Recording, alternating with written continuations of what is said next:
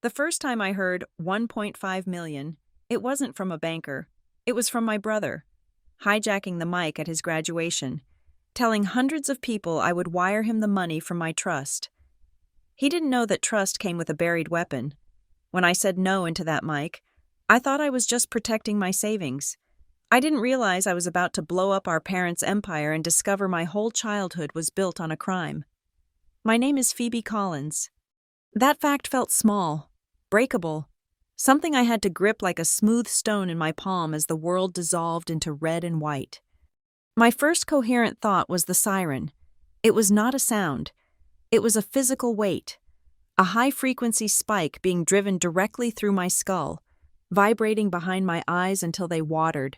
I opened them, red, blue, dancing across the padded ceiling of the ambulance. My head throbbed in time with the lights.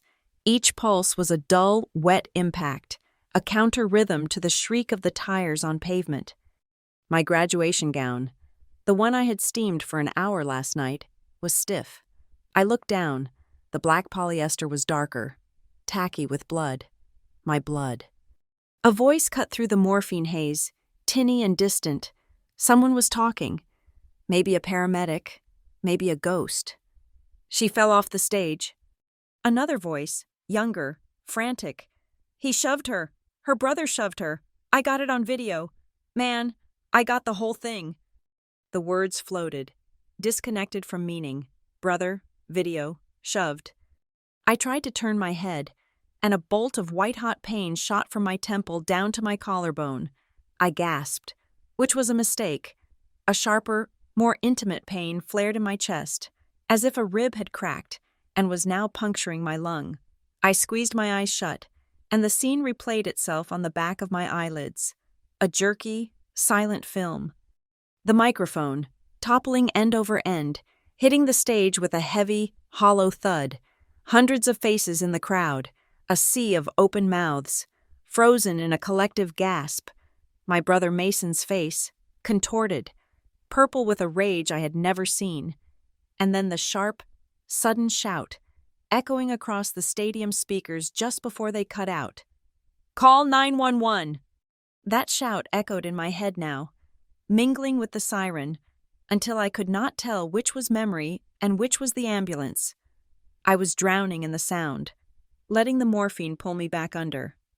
The next time I woke, the world was aggressively bright, white, the sterile, unforgiving white of hospital lights. The smell of antiseptic and something metallic, like old pennies, filled my nose. The siren was gone, replaced by the steady, rhythmic beep of a heart monitor. It was too slow. It felt too slow for the panic climbing my throat. I was in an emergency room, Ridgeview, Colorado. I knew this hospital. I had brought employees from our resort, the Silvercrest Lodge, here for broken arms and altitude sickness. I had never been the one on the gurney. "Phoebe, can you hear me?" A nurse leaned into my field of vision. Her name tag said Jenna. Her eyes were kind but tired. "You're at Ridgeview General. You took a nasty fall. Doctor says you have a severe laceration on your scalp, a mild concussion, and at least one cracked rib." She pointed to the monitor. "Your vitals are stable, but we need to keep you for observation." I tried to nod. The pain was immediate, a deep, blooming ache. Jenna put a gentle hand on my shoulder. "Try not to move. The doctor will be in to stitch you up soon. Your family is outside." Her tone changed on that last word, a slight tightening. "They're speaking with the police." Family, the word tasted like ash. I looked past her, toward the sliding glass door of the trauma bay.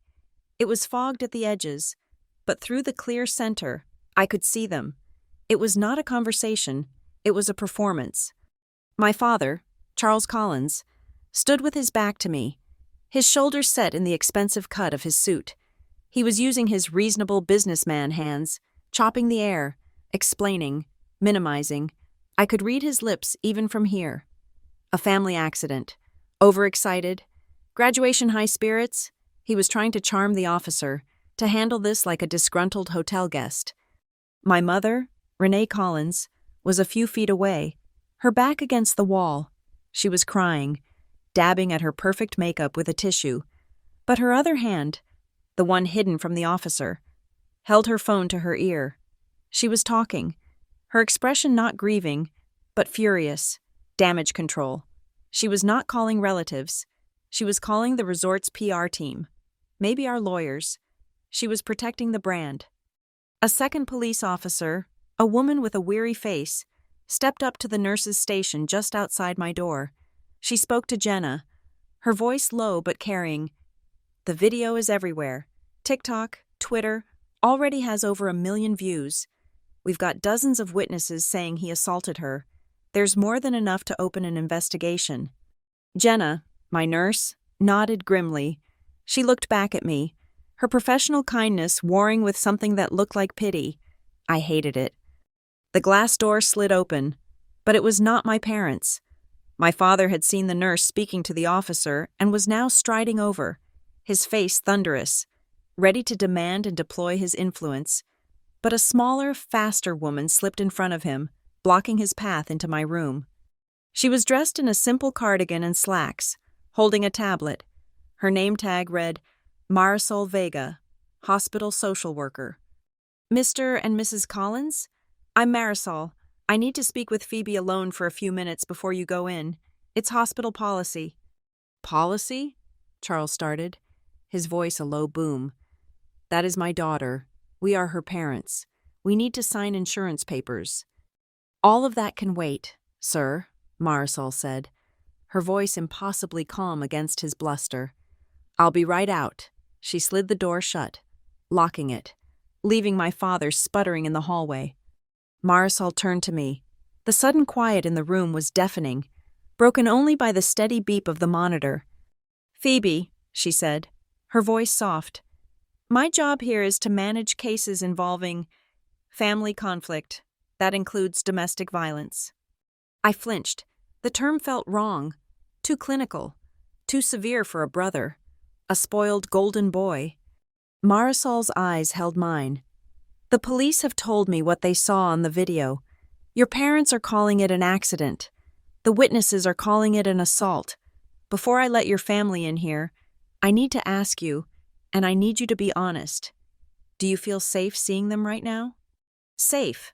What an abstract concept. I had never felt safe with them. Not really. I felt useful. I felt necessary.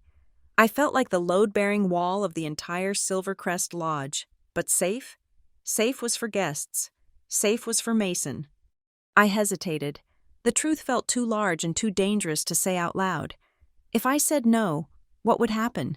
It would be a declaration of war. If I said yes, Charles and Renee would storm in, not with concern, but with accusations. How could you let this happen, Phoebe? The press is having a field day. You're ruining Mason's graduation. My head swam, the morphine and the concussion blurring the edges of my decision. I needed time. I needed someone else. Then I remembered. Jenna, the nurse, had mentioned something when I first arrived, a detail that had slipped past me in the fog. I don't know, I whispered, my throat raw. But there was someone else. The nurse said, a man, waiting for me, in the lobby. Marisol frowned, checking her tablet. There are several reporters in the lobby. I wouldn't recommend. No, I insisted, a strange urgency cutting through the pain. Not a reporter. He was, she said. I struggled to recall the exact words. She said, he said your grandmother sent him, before she passed. Marisol's eyebrows shot up. She typed something into her tablet. A Mr. Theo Lang? He checked in with security about an hour ago, listed as your grandmother's estate attorney. Yes, I breathed, the name anchoring me. Him. I want to see him. Alone. Marisol studied me for a long moment, then nodded, a silent understanding passing between us. Okay, I can make that happen. She left. The door slid shut again. I was alone with the beeping monitor. I closed my eyes, and for a moment, I was not in the hospital. I was 15, standing in the enormous stainless steel kitchen of the resort. the smell of cinnamon and yeast in the air. My grandmother, Eleanor Grant, was sitting at the prep table, her hands covered in flour. She was looking at me, her eyes sharp, not smiling. "You build things, Phoebe," she'd said, wiping flour on her apron. "Your father and your brother, they just spend things. Never forget the difference. Builders have to protect what they make." The door slid open again, snapping me back. It was not Charles. It was not Renee. Theo Lang looked exactly like his name sounded. He was tall, maybe in his late 60s, with a full head of salt and pepper hair. Combed back perfectly, his suit was dark, charcoal gray, and impeccably tailored. It looked out of place in the grime and chaos of an emergency room. He carried a thin, old-fashioned leather briefcase. He closed the door, and the entire atmosphere of the room shifted. The chaos outside seemed to fade, muffled by his presence. He did not rush, did not fuss. He simply walked to the bedside, placed his briefcase on the small visitor's table, and clicked it open. "Ms. Collins, Phoebe." His voice was dry, like old paper. "I am Theo Lang. I was your grandmother's attorney, and as of your 28th birthday 4 months ago, I am effectively your attorney as well." He looked at the bandage being taped to my head, the monitor, the blood-stained gown, with a clinical, almost bored expression, as if he had expected this. "I am sorry for the circumstances of our first official meeting," he continued. "Though Eleanor was not, she predicted this, perhaps not the specific venue, but certainly the catalyst." He reached into his briefcase and pulled out a single, thick envelope sealed with wax. "Phoebe," he said, placing the envelope on the bed tray, not quite touching me, "your grandmother left you something, and it is not just money." My heart, which had been beating in that slow, drugged rhythm, gave a painful lurch. "It is instructions," he said, his eyes meeting mine, and for the first time, I saw a flicker of something beneath the dry exterior, a deep, abiding loyalty. "Instructions on what to do when your family finally went this far." He gently tapped the envelope. "Your grandmother established a trust in your name. You are the sole beneficiary. Its assets are considerable, but the real value is not the money, it is the structure, a structure that your family, specifically your father and mother, can never touch, never manage, and never use as collateral."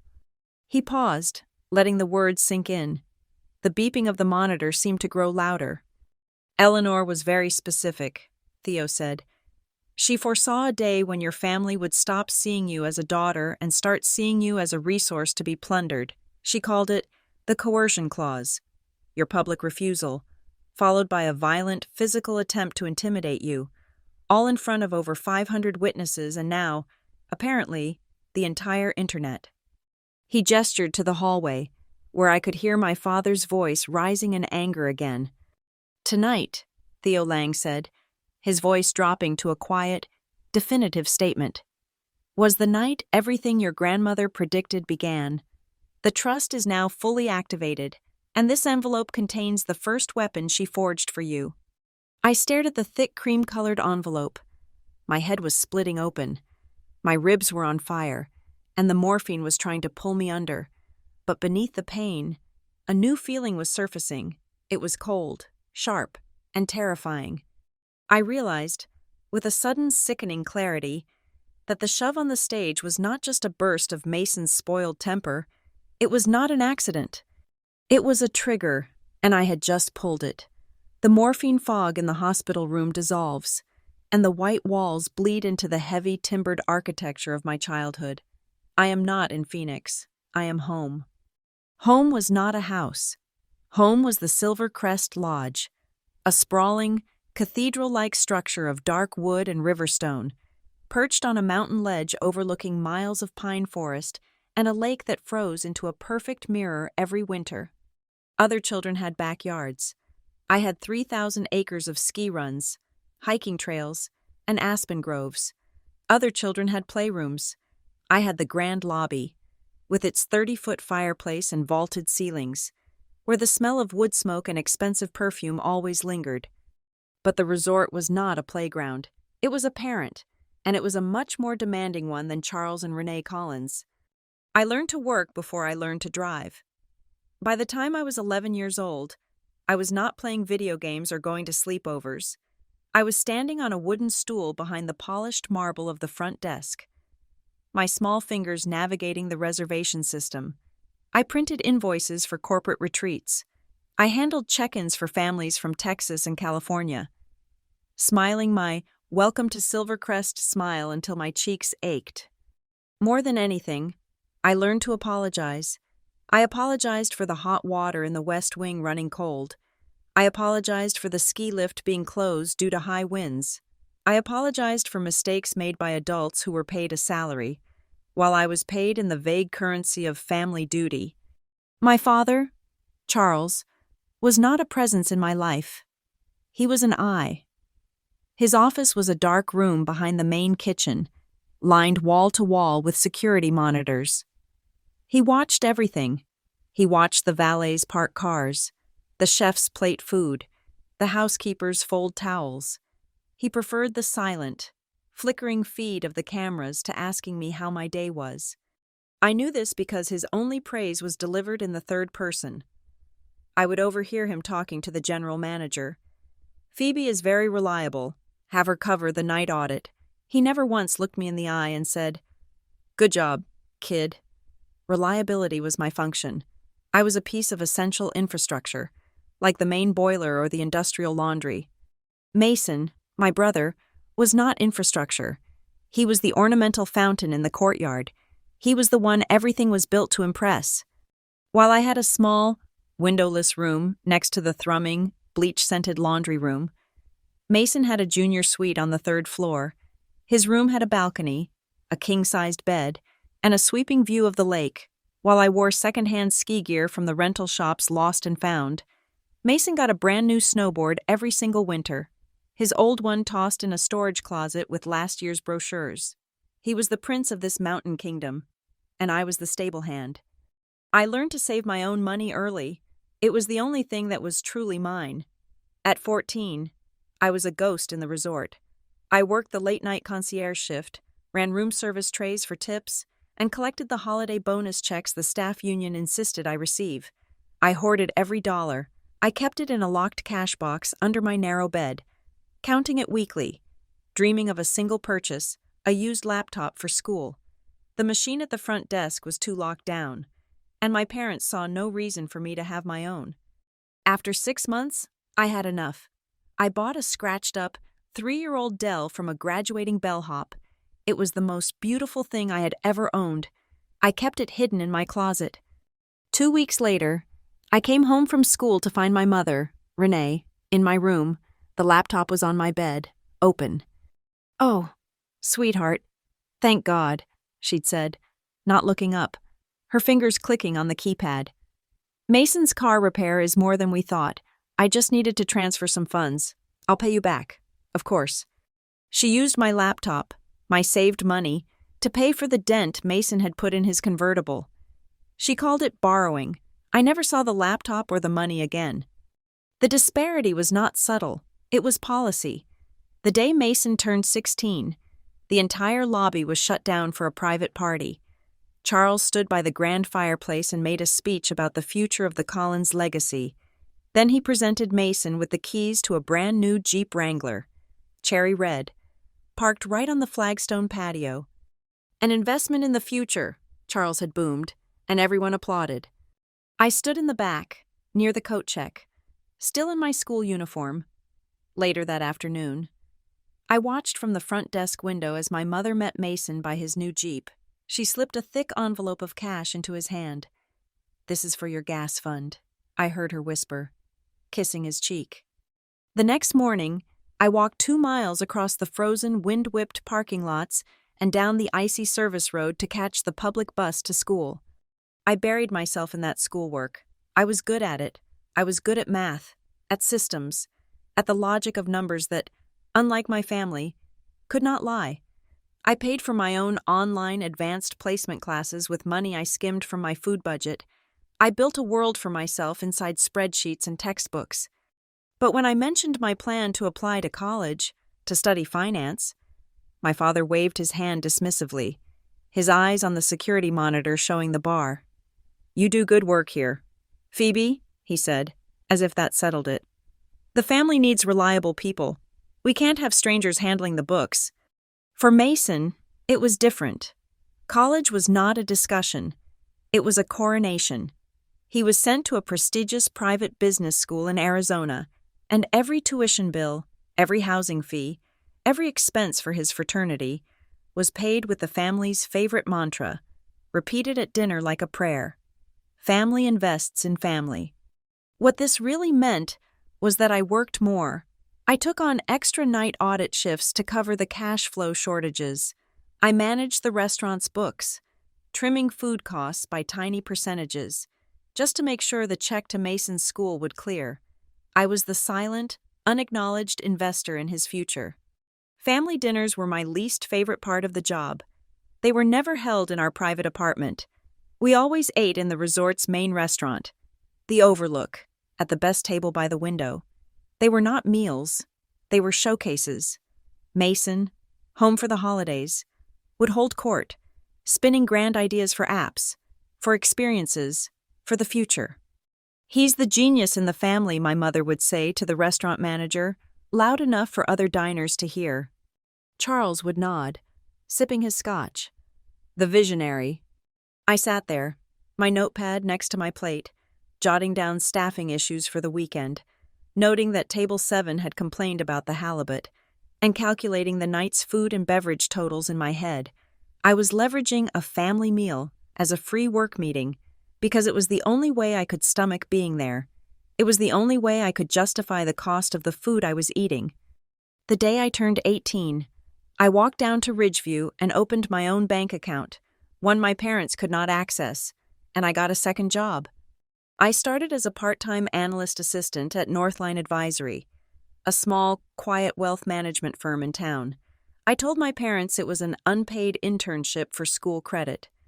In reality, it was my escape plan.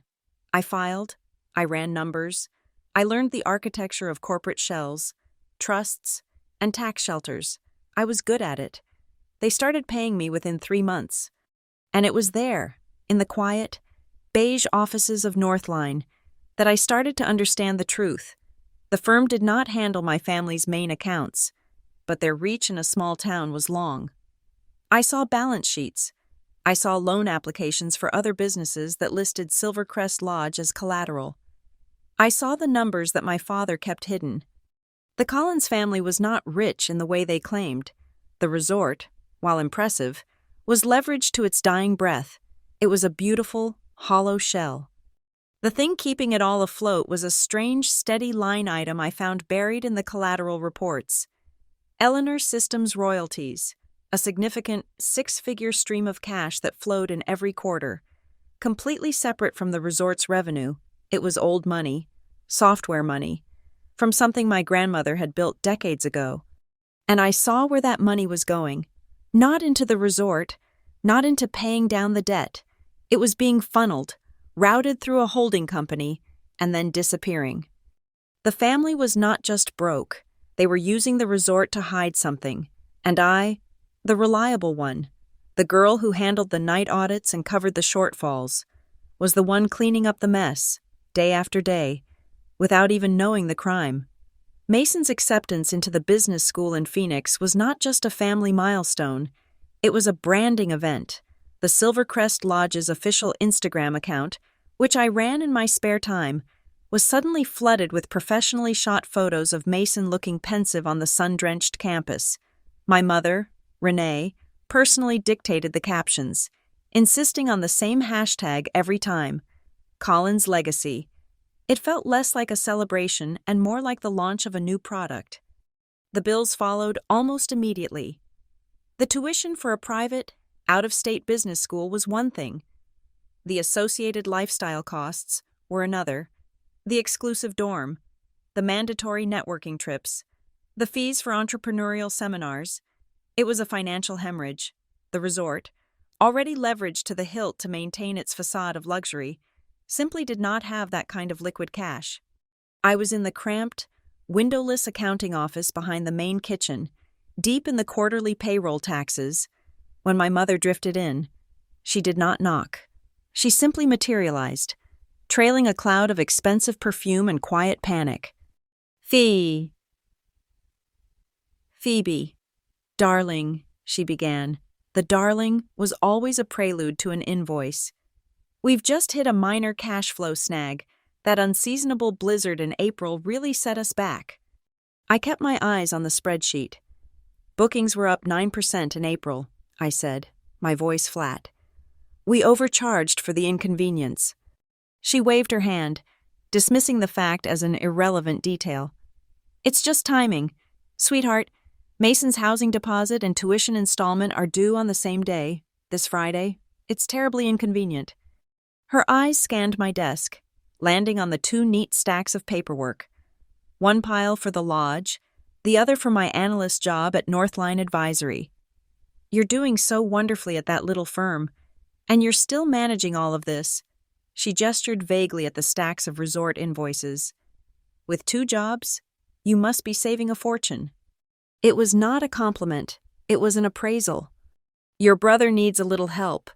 Phoebe, she said, her voice dropping into a tone of gentle, non-negotiable command.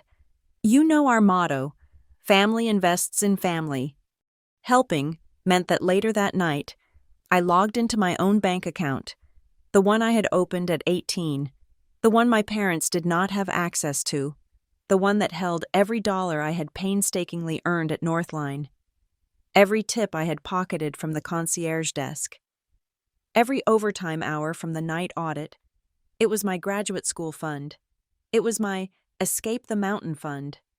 I transferred $5,000 to the Collins Family Education Fund, a joint account my father used as a slush fund for Mason's expenses. 2 months later, it was $7,000. That was for Mason's essential networking trip to Silicon Valley.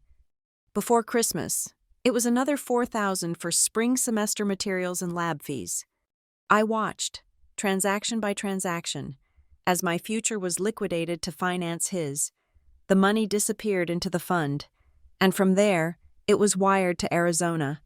There was no thank you from Mason. There was no, we'll pay you back on the 1st from my parents.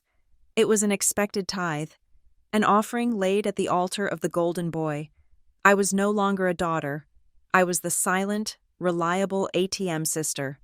Mason came home for the summer after his sophomore year. Not with a tan, but with a pitch deck. He had found his calling. He was not just a student, he was a founder. He called the startup Altitude. Of course, it was an app.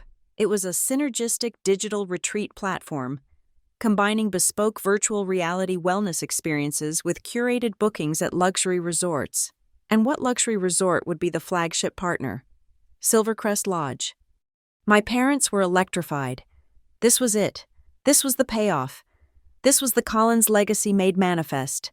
Charles immediately canceled a 3-day medical device conference, forfeiting their deposit, to free up the Aspen Ballroom for Mason's Investor Demo Day. My mother spent a fortune on catering and engraved invitations.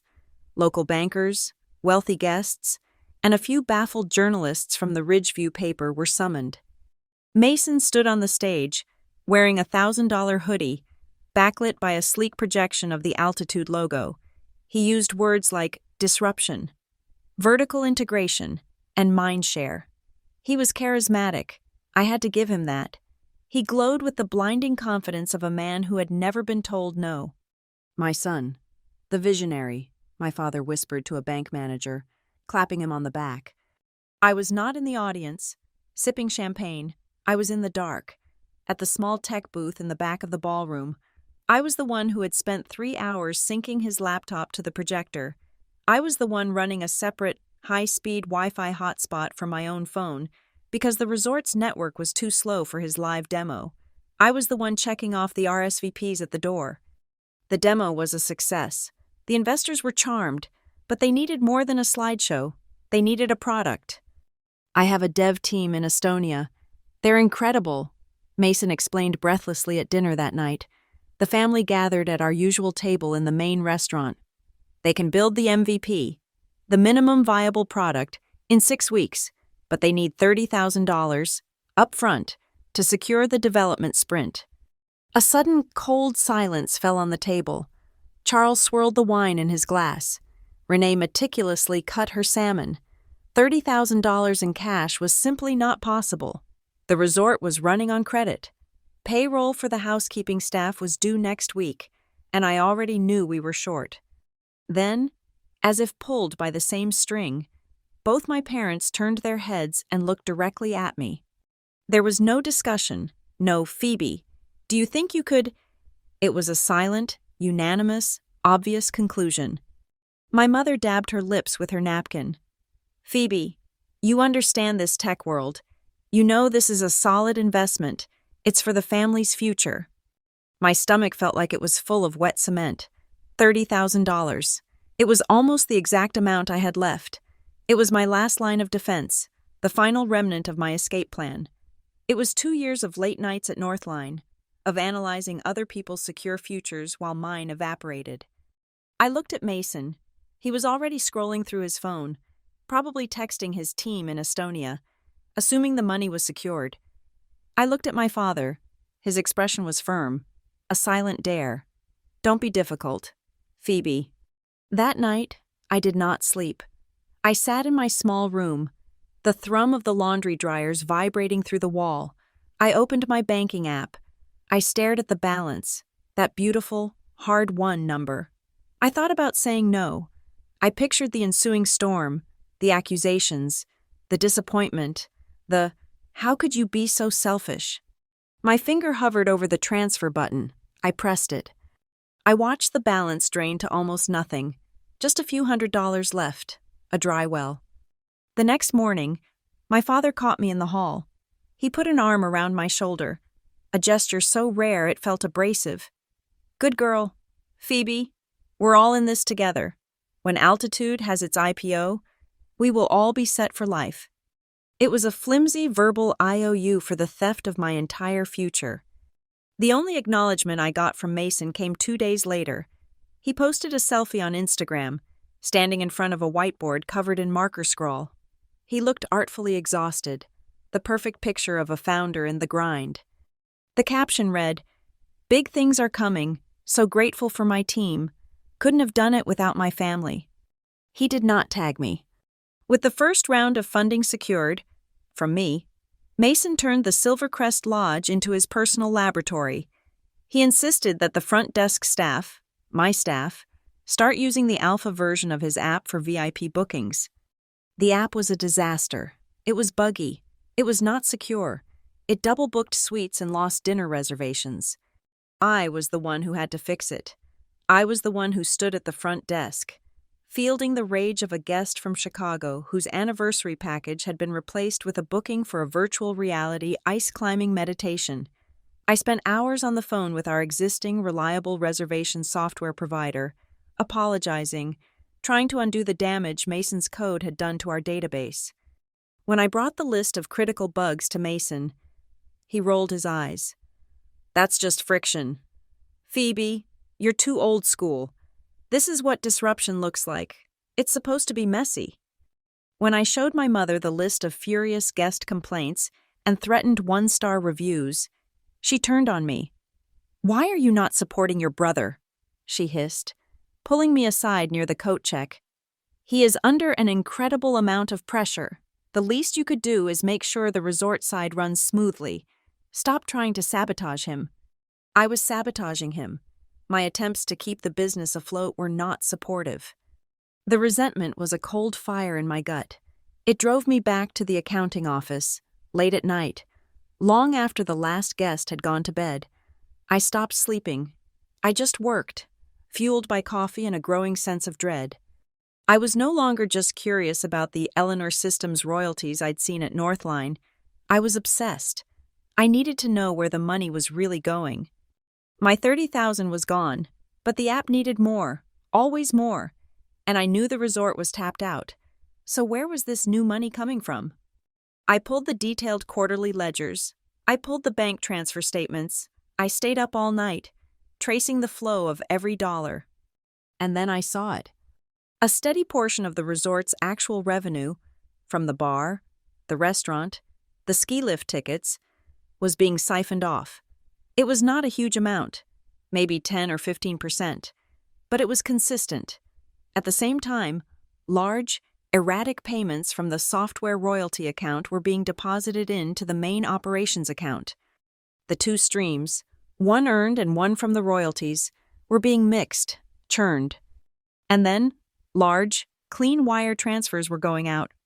Not to Mason, not to the dev team in Estonia. They were going to a new entity, a shell company I had never seen before. Collins Holdings, LLC. My fingers flew across the keyboard, running a search on the state's business registry. My blood turned to ice.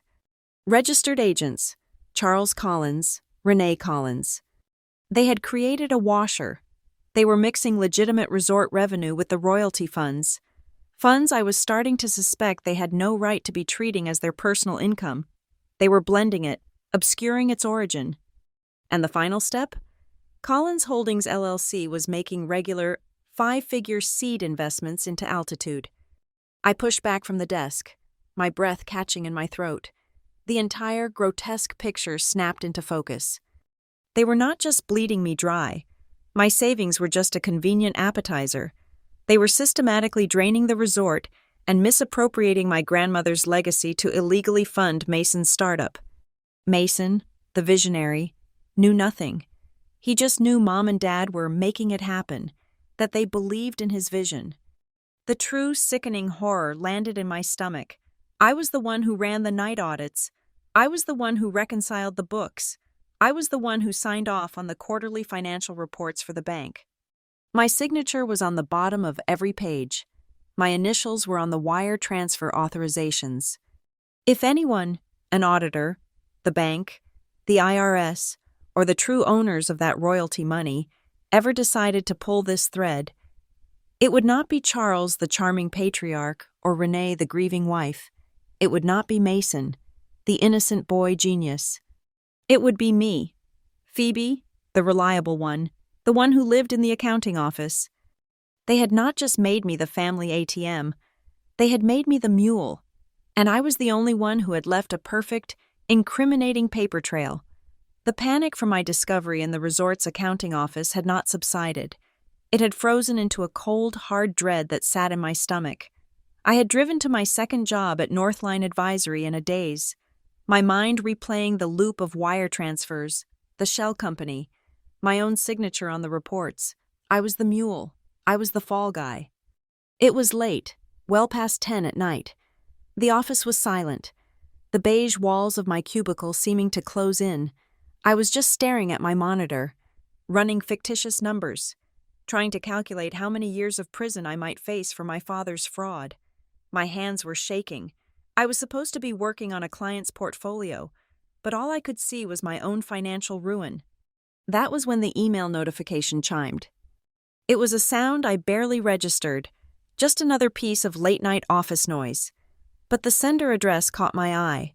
It was not from a client. It was not from the resort. The sender was Trusts Lang & Co. Legal, Com.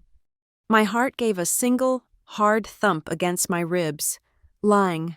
I knew that name. It was my grandmother's law firm. She had passed away 3 years ago. I had not heard from them since the funeral, where they had read her very simple will, leaving her personal effects to my mother and nothing to me. The subject line was cold, stark, and terrifying. Activation notice. Eleanor Grant Educational and Independence Trust. My breath hitched. Trust? I clicked it open. The email was brief, the language dense with legal formality. It was addressed to me, Phoebe Collins, at this private work email, an address my family did not even know I had.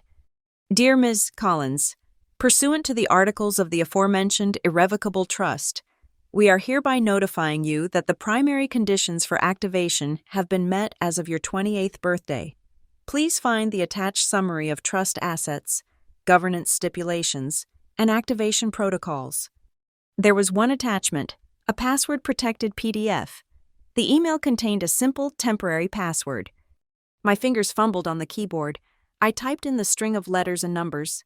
The file opened. I read the first line and felt the blood drain from my face. I thought I had misread it. I thought it was a typo, a server error, a cruel joke. Primary and sole beneficiary, Phoebe Collins. Current market value, $87,940,000 and change. I stopped breathing. $88 million. It was not real. It was a number from a client's portfolio, not from my life. I stared at it, the number shimmering through the sudden, hot tears blurring my vision. I read on, my mind struggling to catch up. The trust had been formed in the late 1980s. The assets were comprised entirely of the intellectual property rights, patents, and all accruing global royalties from Eleanor Systems, a suite of proprietary hotel management and booking software. The software, the royalty payments, the money my father had been siphoning, it was not his, it was not the family's, it was mine. Or rather, it had always been hers, my grandmother's, and she had locked it away for me. The activation terms were laid out in cold black and white print. The trust would remain dormant, managed by the firm, until the beneficiary, Phoebe Collins, met two conditions.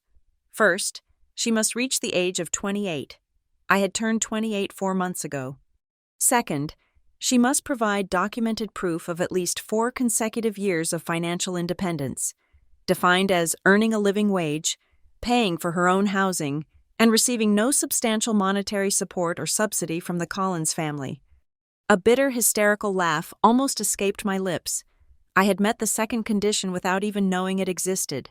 I had qualified for my inheritance precisely because my family had treated me as a servant, not a daughter, my 2 jobs, my tiny apartment in town, my self-funded online classes, my empty bank account. This was my proof of independence. My mother paying for Mason's Jeep while I walked to the bus had not been a cruelty. It had been, in the eyes of this document, my salvation. There was a scanned insert, a separate page in the middle of the legal text. It was a handwritten note, in my grandmother's familiar, sharp, slanted script. Phoebe builds, it read. She does not borrow. When the family treats her like a resource, this trust will be her exit. My exit. She had seen it all. I scrolled down, past the asset breakdowns, to the section titled Governance and Fiduciary Stipulations. This was where the legal language turned from cold to Arctic.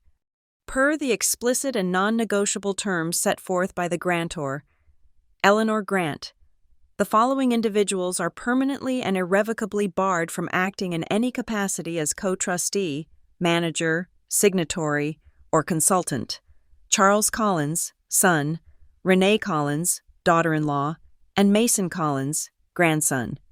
She had named them, she had locked them out, by name. They had no right to sign for me. They had no right to see the statements. They had no right to use the assets as collateral for their failing, fraudulent resort. But that was not the weapon. That was just the shield.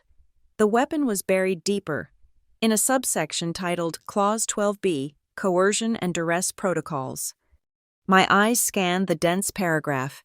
It stated that if any barred member of the Collins family, namely my parents or my brother, should attempt to lure, coerce, defraud, manipulate, or cause physical or emotional harm to the sole beneficiary in an attempt to gain access to or control over the trust's principal, a secondary protocol would be automatically triggered.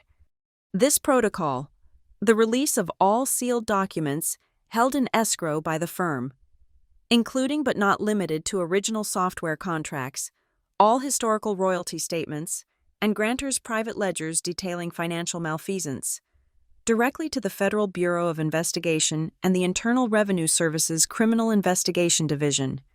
My heart was hammering so hard it hurt my cracked rib. This was not just a trust fund, it was a dead man's switch. It was a meticulously constructed legal trap, baited with $88 million, and my family was walking right into it. The email was not finished. There was one more line. P.S. Please find attached a secondary encrypted file. The password is the one Eleanor provided to you personally. A chill ran down my spine. I knew exactly what it was. I was 15 again.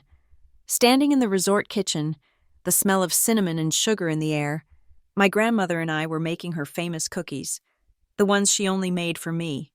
She had leaned in, her voice a conspiratorial whisper against the din of the kitchen staff. "Remember this. Fee, our secret, oatmeal lace 1996. The name of the cookie and my birth year."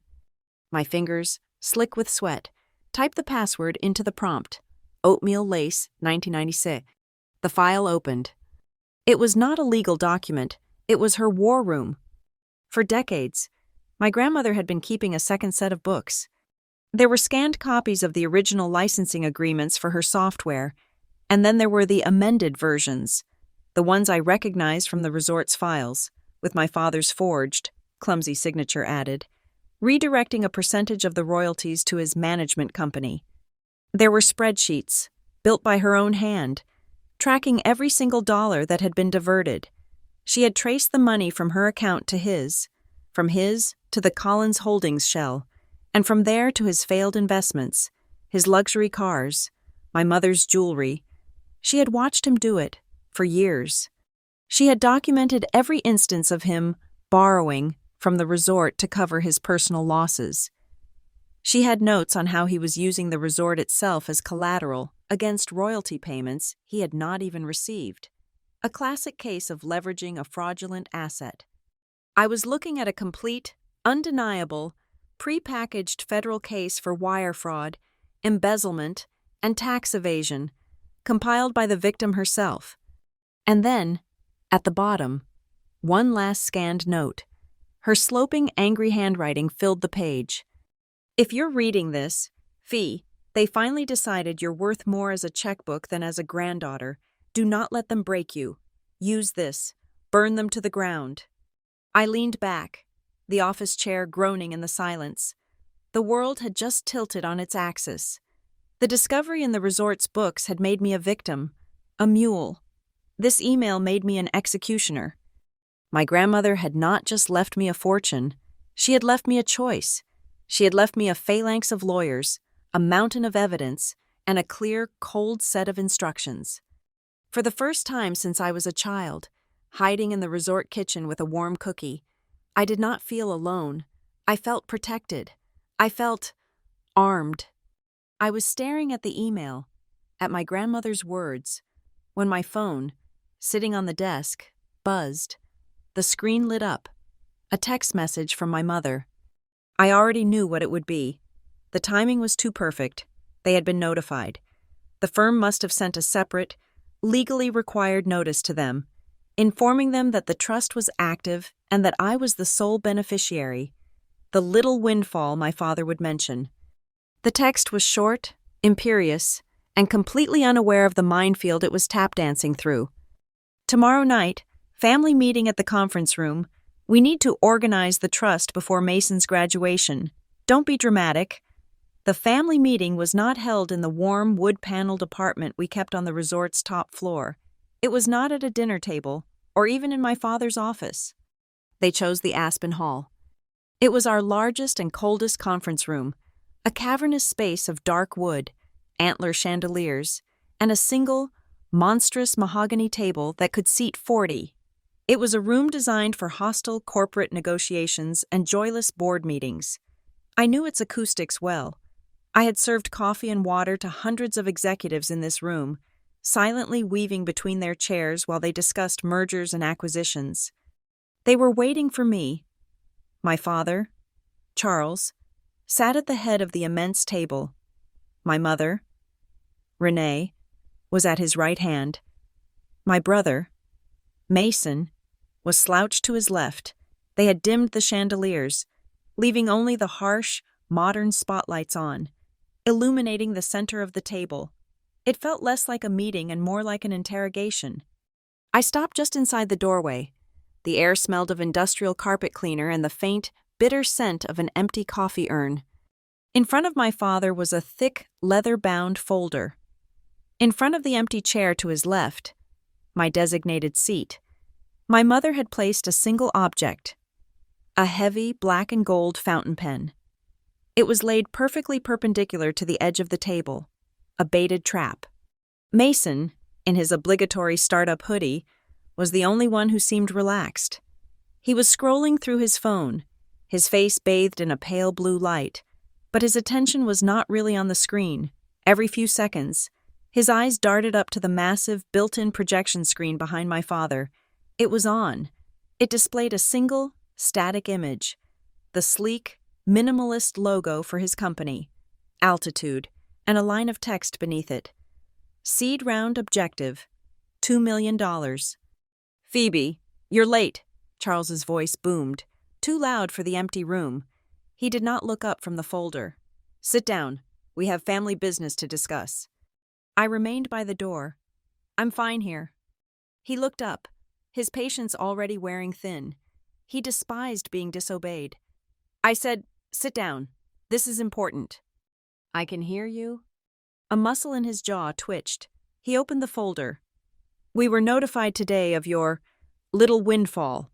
It seems your grandmother's estate was more significant than anyone realized." "A wonderful surprise," Renee chimed in, her voice oozing a practiced, gentle sincerity. It was the voice she used on VIP guests who had lost their luggage. Eleanor always had a mind for business, and she always believed in this family. She would have wanted this money to be used to strengthen the family, to secure the legacy. "Indeed," Charles said, tapping the document inside the folder. "A sum this large. Well, it comes with complications, significant tax implications, management issues. It's a full-time job.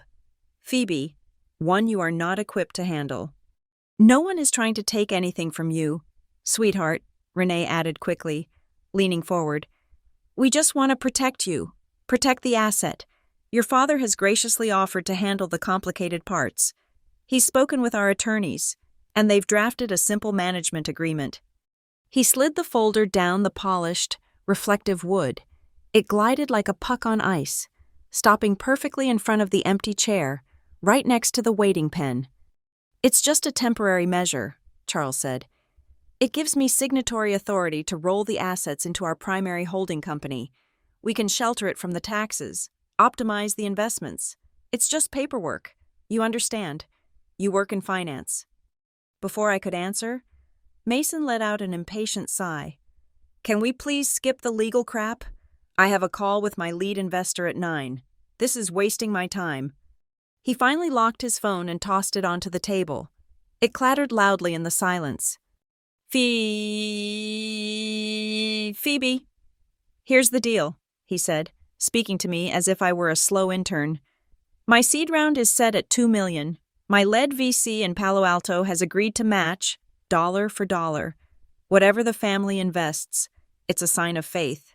He pointed to the screen. "We need $2 million to close. If you put in $1.5 million, they'll wire their $500,000 instantly. We close the round. Altitude is born." He leaned back, spreading his hands. "It's a no-brainer. It's the easiest money we'll ever make. This is it. This is the family investment." $1.5 million, not a request, an invoice. I walked forward slowly, but I did not sit. I placed my hands on the high back of the empty chair.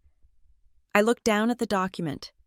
The title, in bold Gothic font, was not Temporary Management Agreement.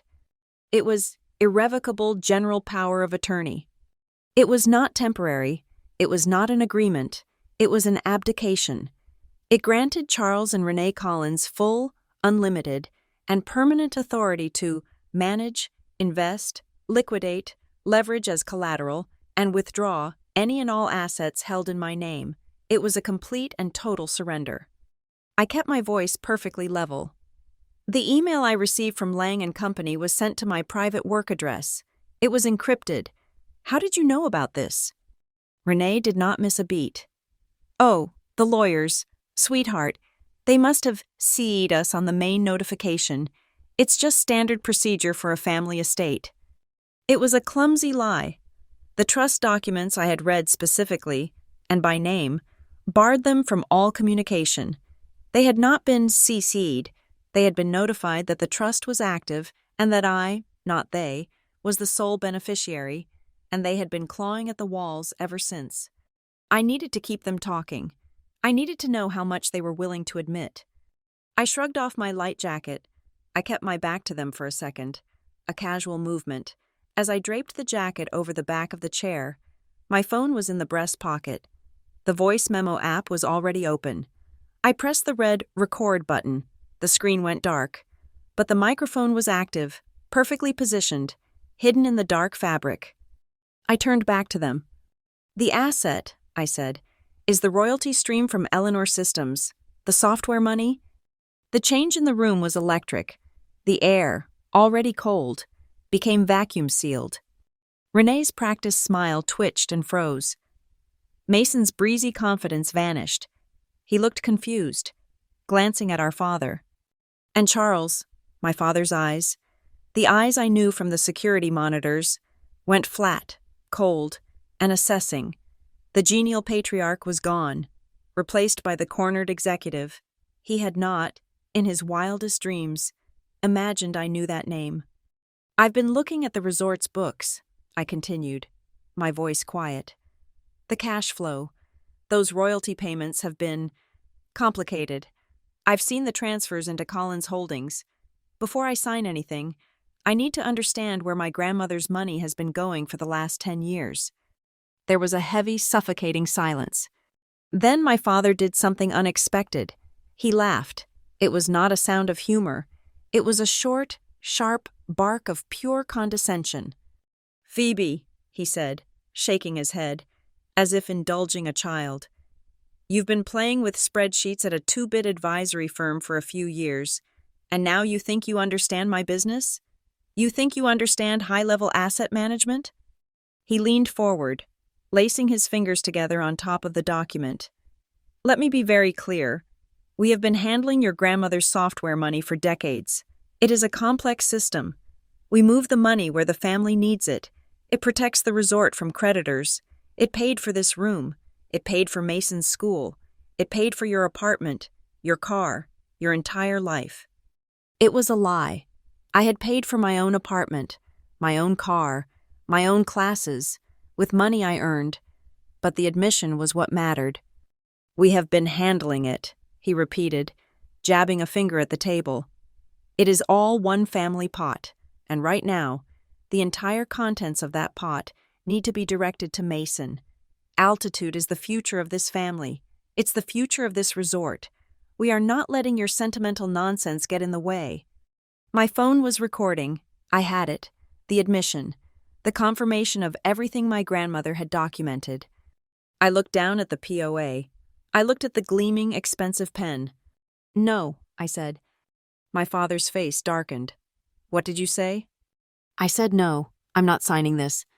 Renee dropped the mask. Her entire posture changed. The soft, sympathetic mother evaporated, and the enforcer emerged. Her voice was a low, venomous hiss. "Don't you dare be dramatic.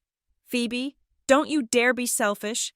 After everything this family has given you, after all the sacrifices we have made for you." Sacrifices. The word hung in the air.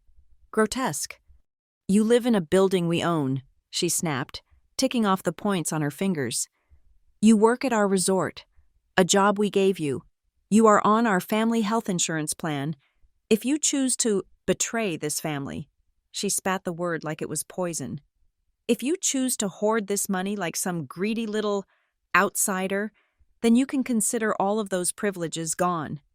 She stood up, leaning over the table, her face a mask of cold fury.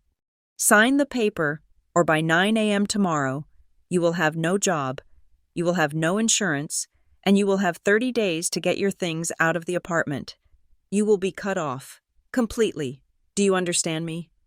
It was all there. The attempt to coerce, the attempt to manipulate, the threat of financial and physical harm. My grandmother's Clause 12B was flashing in my mind like a neon sign.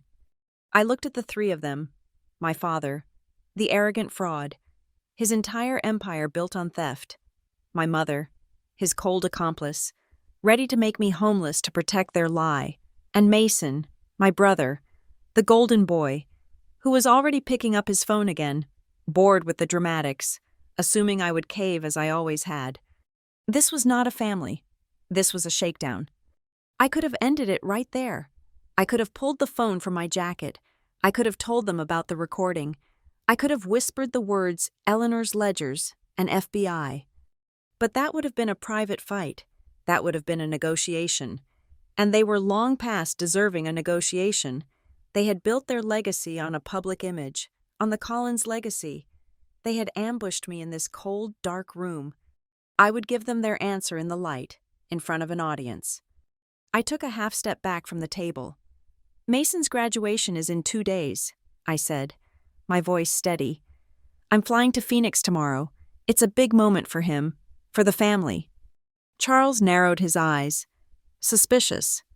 Renee looked confused. But Mason looked up from his phone, a slow, triumphant grin spreading across his face. He thought I was caving. He thought I was just posturing, that I just needed to be part of his big moment. Good, he said, nodding. Smart move.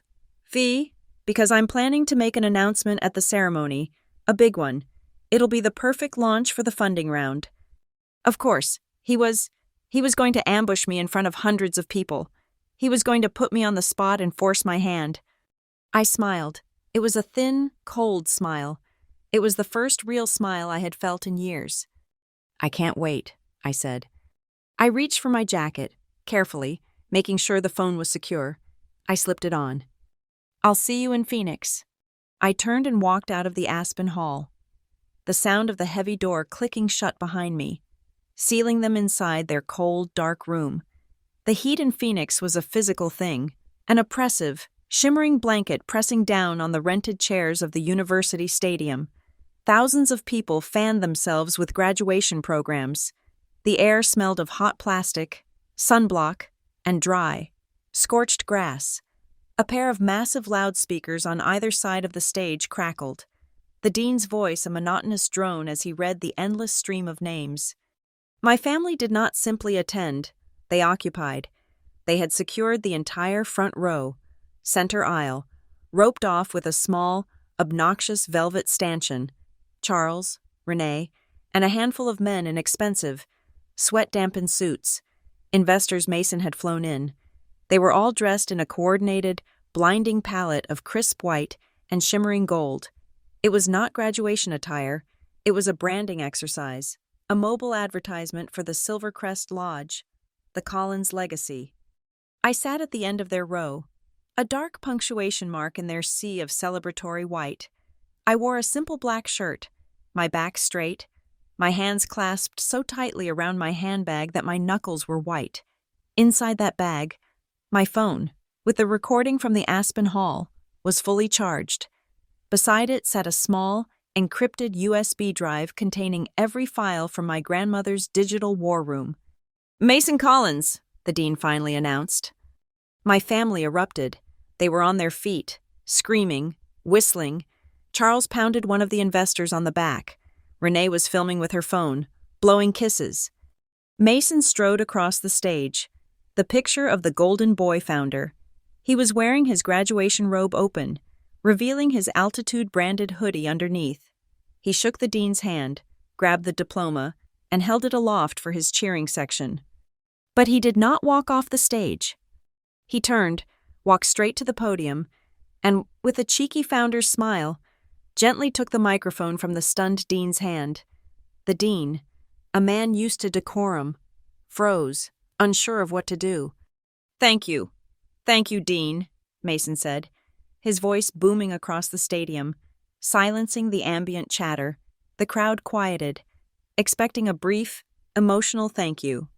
Before I go build the next billion-dollar company, I have one special announcement to make. His smile widened. He scanned the front row, his eyes locking on mine. He raised his free hand and pointed, directly at me.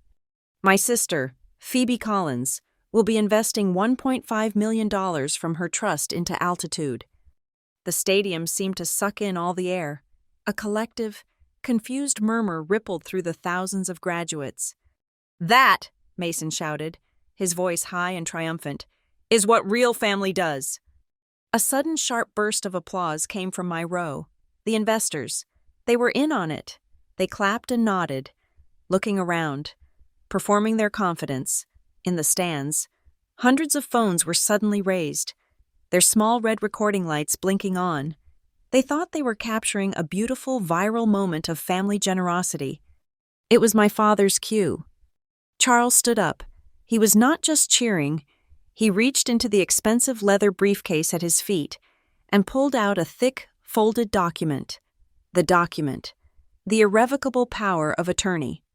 He grabbed Renee's hand and pulled her with him. They did not use the stairs at the side. They mounted the stage directly from the front, stepping up onto the platform like they owned it. They flanked the bewildered dean, who looked as if he was being held hostage. This was not a graduation. It was a public execution. Charles unfolded the document with a flourish. He held it up for the cameras to see. He took the gold fountain pen from Renee's hand. He held the paper and the pen out, shoving them toward the microphone, his voice a commanding, fatherly boom that carried across the field. "Sign this. Phoebe, come up here and sign this. Show everyone what kind of sister you are." The crowd was completely silent now. This was not part of the program. This was not a celebration. This was something else. Renee leaned in close to the microphone, her mouth almost touching the foam windscreen. Her perfectly applied red lipstick was a bright gash. She thought she was whispering, but the sensitive microphone was hot, and it broadcast every single, icy syllable to the last row of the bleachers. "If you say no, Phoebe, don't bother calling this family again." My blood ran cold. This was it, the public ambush, the final, undeniable activation of Clause 12B. My hands were shaking, a fine, uncontrollable tremor. But the rest of me felt strangely calm, as if I were watching this from a great distance. I felt the weight of every eye, every phone lens, swing toward me. I stood up. I stepped out of the row and into the center aisle. I walked, my low heels clicking on the concrete path. Each step felt deliberate, heavy. I walked toward the stage, toward my brother, who still held the microphone, his face a tight, arrogant mask of victory. He truly believed he had won. He believed I was too weak to say no. I stopped at the edge of the stage, at the border of the dusty ground and the raised platform. I looked up at them. My father, holding the paper leash. My mother, her face a mask of cold demand. My brother, holding the microphone down to me like a king extending a scepter. "Well?" Mason prompted, his voice laced with impatience. I leaned forward. I put my mouth close to the black foam of the microphone. I spoke one word, my voice clear and steady. "No." The word was not loud, but the amplifier made it a cannon shot. It echoed across the entire stadium. No. Mason's smile did not fade. It shattered. His tan, glowing face went a dark, blotchy purple. The charm evaporated, revealing the spoiled, furious child beneath. He tried to laugh it off, a strained, high-pitched "ha" for the crowd. It came out as a strangled squeak. "What did you say?" he hissed. Then he broke. "You owe me!" he suddenly screamed, his voice cracking with a pure, undiluted rage that stunned the audience. "We all sacrificed for you, you ungrateful bitch! You owe me!" He lunged. It was not a stumble. It was not an accident. It was a conscious, violent lunge off the stage. He came at me, his robe flying. He shoved me, his hand slamming into my shoulder. The force was shocking. It threw me backward, my body completely out of my control. My heel, the low, sensible heel I had chosen for this, caught on the thick, black-wrapped cable of a floor speaker. I lost my balance. My arms pinwheeled, but there was nothing to grab. I fell backward and sideways, away from the stage. My head connected with the sharp, unforgiving metal corner of a large monitor speaker. There was a sound, a wet, hollow crack. It was followed by a horrific, high-pitched feedback squeal as the microphone Mason was still holding picked up the sound of the impact. A sickening twang that echoed across the stadium, louder than my "no," louder than his scream.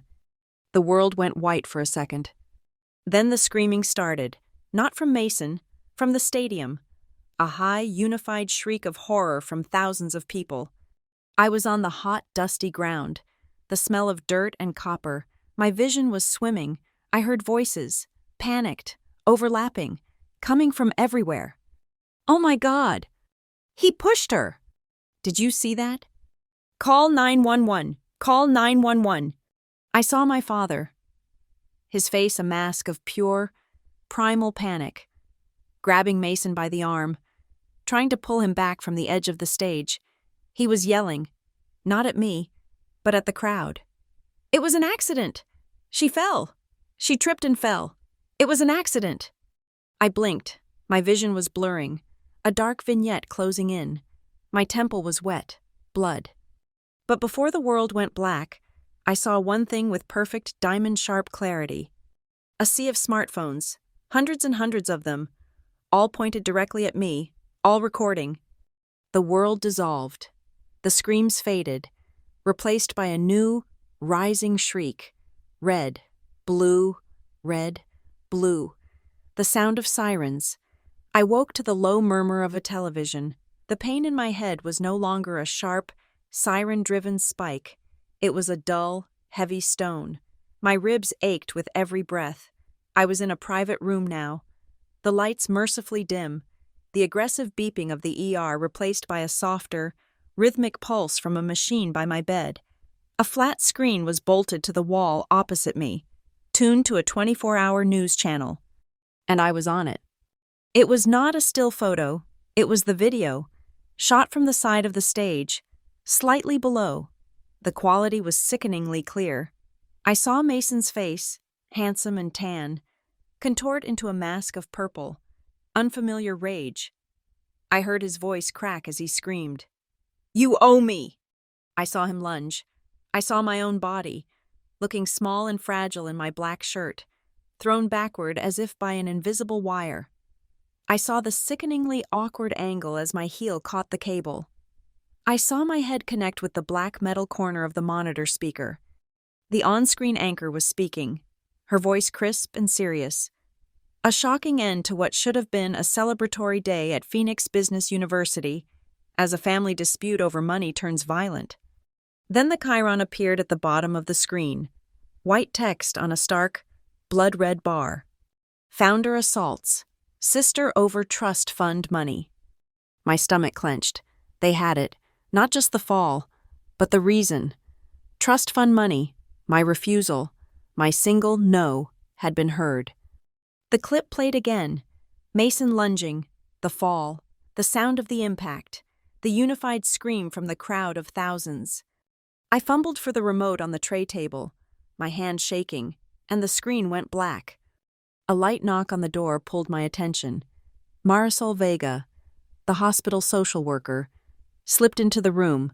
She was holding a sheaf of papers, her expression one of gentle, professional concern. "How are you feeling, Phoebe?" "Like I hit my head on a speaker," I whispered. My throat felt like sandpaper. She gave a thin, empathetic smile. "You're all over the news, and all over the police reports from the stadium. I'm here because the hospital is legally and ethically required to offer you resources." She placed the papers on the rolling table beside my bed. "This is information on how to file an emergency restraining order, an order of protection." I stared at the bold-faced words on the pamphlet. "Your brother's actions, regardless of your relationship, constitute assault," Marisol said, her voice quiet but firm. "I know your parents are in the lobby. I know they're influential. They've been trying to speak to your attending physician. I just want to be very clear about this. You have zero obligation to protect your family's reputation if it puts your physical or mental safety at risk. The state can file this for you, if you're not comfortable." I nodded, my mind numb. An order of protection, against Mason, the golden boy. As if summoned by the very thought, a commotion erupted outside my door. It was not a conversation, it was a demand. My father's voice, not the charming host of the Silvercrest Lodge, but the furious, commanding voice I'd heard in the Aspen Hall. "I don't care what she requested. I am her father. We are her legal guardians for this medical event. We need to sign the insurance papers." A deeper, calmer voice, a hospital security guard, replied, "Sir, your daughter is an adult and has requested no visitors. You are not permitted on this floor." "I will own this hospital by morning. You get out of my way." The door handle jiggled, then it rattled violently, as if he was trying to shoulder it open. I flinched, a sharp, white-hot pain shooting through my cracked rib. I gasped. Marisol was already on her phone, her back to me. "Security to room 412. We have a non-compliant visitor attempting to force entry." The rattling stopped. I heard my mother's voice, muffled but sharp. "Charles, stop it! You're making it worse. The reporters are downstairs. Stop it!" The footsteps receded down the hall, trailing angry, indistinct mutters. Silence returned. Marisol hung up, her face tight with anger. "They were trying to force entry," she stated the obvious. "They told the nurse at the front desk that you were mentally unstable from the fall and they needed to handle your affairs. Phoebe, this is serious. Do you want me to call the Phoenix police right now?" "No," I managed, my head swimming. The words mentally unstable were ringing in my ears. This was their next move. "Not the police. My lawyer. He's coming back. Theo Lang." Marisol nodded, looking relieved. "Good. He's already cleared by security. I'll let them know at the desk to send him straight up." Theo arrived 10 minutes later. He was an island of absolute calm in the chaos of my life. His dark suit was still unwrinkled. His thin leather briefcase was still in his hand. He closed the door, and the room felt, for the first time, secure. "They tried to get in," I whispered. "My father. They told the nurse I was mentally unstable." Theo's face remained impassive. He set his briefcase on the table and clicked it open. "As expected, they are running the incapacitated beneficiary playbook. It is crude, but common. It will not, however, work. When we spoke in the emergency room," he continued, pulling out not a stack of papers, but a slim modern tablet, "I told you your grandmother built instructions. What I should have said is that she built a fortress." He powered on the tablet, his movements economical and precise. "Your grandmother, Eleanor, was a systems analyst. She did not think like a lawyer. She thought like an engineer. She built in redundancies. This trust is not just a document. It is a machine, designed to respond to specific hostile inputs." He tapped the screen.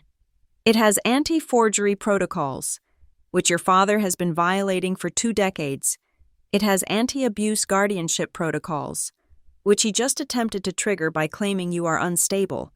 And most importantly, it has the coercion clause, the clause you triggered yesterday." When I said no, I said, "Not just when you said no," Theo corrected, his voice sharp. "It triggered the moment your father presented you with a fraudulent power of attorney, publicly, with the intent to defraud you of your assets, which was immediately followed by your brother's physical assault when you refused. That, Ms. Collins, is the dictionary definition of attempted financial coercion. And that input activated the machine." He turned the tablet to face me. "The trust is automated. The moment the firm was notified of the official police report from the stadium and received the first half-dozen links to the viral video, a series of pre-programmed, sealed email directives were sent from our system." My blood ran cold. "Sent? Sent where?" "Not to your family, not yet. They were sent to me, as the executor. This is the file Eleanor designated for activation upon confirmation of extreme duress." He tapped the screen. It was a folder. It was filled with files, scans, spreadsheets. "Your grandmother knew your father was stealing from her," Theo said, his voice flat. "She documented it. She allowed it, to a degree, as one might allow a rabid animal a certain amount of chain. She was building a case." He opened a file. It was a scanned contract. "This is the original software licensing agreement between Eleanor Systems and the International Hotel Conglomerate. A straight, handsome royalty. And this?" He swiped to a second file. is the forgery your father submitted to the bank 6 months later. You will note his signature and a new clause redirecting 60% of all revenue to a management entity, Collins Holdings LLC. 60%. Not the 10 or 15 I had seen siphoned from the resort. He had been stealing the majority of it, for years, before it ever touched the resort's books. She knew, I breathed, the audacity of it knocking the air from my lungs. She not only knew, she anticipated his reaction to being cut off. Theo said, she knew that when she died, and the money did not immediately pass to him, he would turn on the next available resource, you. She knew he would grow aggressive when his primary cash flow was threatened by your inheritance. She predicted this entire scenario, the public humiliation, the attempt to seize control. She was just waiting for him to provide the proof. I stared at the files, the forged contracts, the bank statements, the decades of meticulous fraud. What happens now? I asked. Now, we have a choice, Theo said. Your family, specifically your father and your mother as his accomplice, is currently committing several federal crimes. They are also, as of this morning, about to launch a legal battle to have you declared incompetent so they can seize control of the trust via a fraudulent guardianship petition. They must do this. That 60% diversion is their only income stream, and our activation notice, combined with this event, has just turned it off. He looked at me, his eyes sharp. I require your permission to proceed. I can, with one phone call, forward this entire package to the U.S. Attorney's Office in Colorado. We can end this, criminally, today. The U.S. Attorney, prison, my father, my mother. My head was spinning. They will fight, I said, my voice shaking. They will lie. They'll say I'm confused from the fall. They'll say anything. They'll say I'm unstable. Yes, they will. I took a shaky breath. My grandmother had given me the shield. She had given me the sword, but I had a weapon of my own. I have something, I said. Something else, something new. I reached for my handbag, which a kind nurse had retrieved from the stadium. My phone was inside. The screen was cracked in a spiderweb pattern, but it turned on. I opened my audio files. It's from 2 nights ago, the family meeting in the Aspen Hall. I pressed play. The recording was crystal clear. My father's arrogant, booming voice filled the quiet hospital room. Let me be very clear. We have been handling your grandmother's software money for decades. It is all one family pot. Then, my mother's voice, cold and sharp as a shard of ice.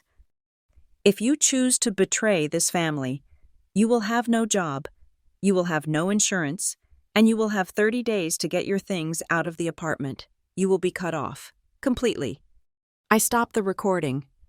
Theo Lang, for the first time since I had met him, looked impressed. He allowed himself a small, thin, reptilian smile. They threatened you, he said. They admitted to the financial malfeasance, and you recorded it. This is a very useful trump card, as you call it. This nullifies any attempt they make to paint this as a family misunderstanding or to question your competency. Yes, I said. Use her files. Use the federal case. But hold this. Hold the recording. When they file for guardianship, when they tell the judge I'm crazy and unstable, I want you to play this in court. A public hearing, Theo mused. Yes, very effective, very clean. He closed his tablet. For a moment, he was not just a lawyer, but the man my grandmother had trusted. Eleanor Grant was my first client, he said quietly, looking at the blank wall. I was a junior associate, fresh from the bar. She walked in with a stack of patents and a clear vision. She told me she needed a legal structure that could outlive her, one that could protect her life's work from her own son. She said he had a hole in his soul where the money fell out. He turned back to me. I spent 2 years building this trust. It was the most complex thing I had ever seen. When we signed the final documents, she said one thing to me. I have never forgotten it. He met my gaze. She said, Theo, when they finally break her heart, you break their balance sheets. A tear, hot and sharp, finally escaped and rolled down my temple into my hair. She had seen me, all this time, all those lonely nights at the front desk. She had seen me.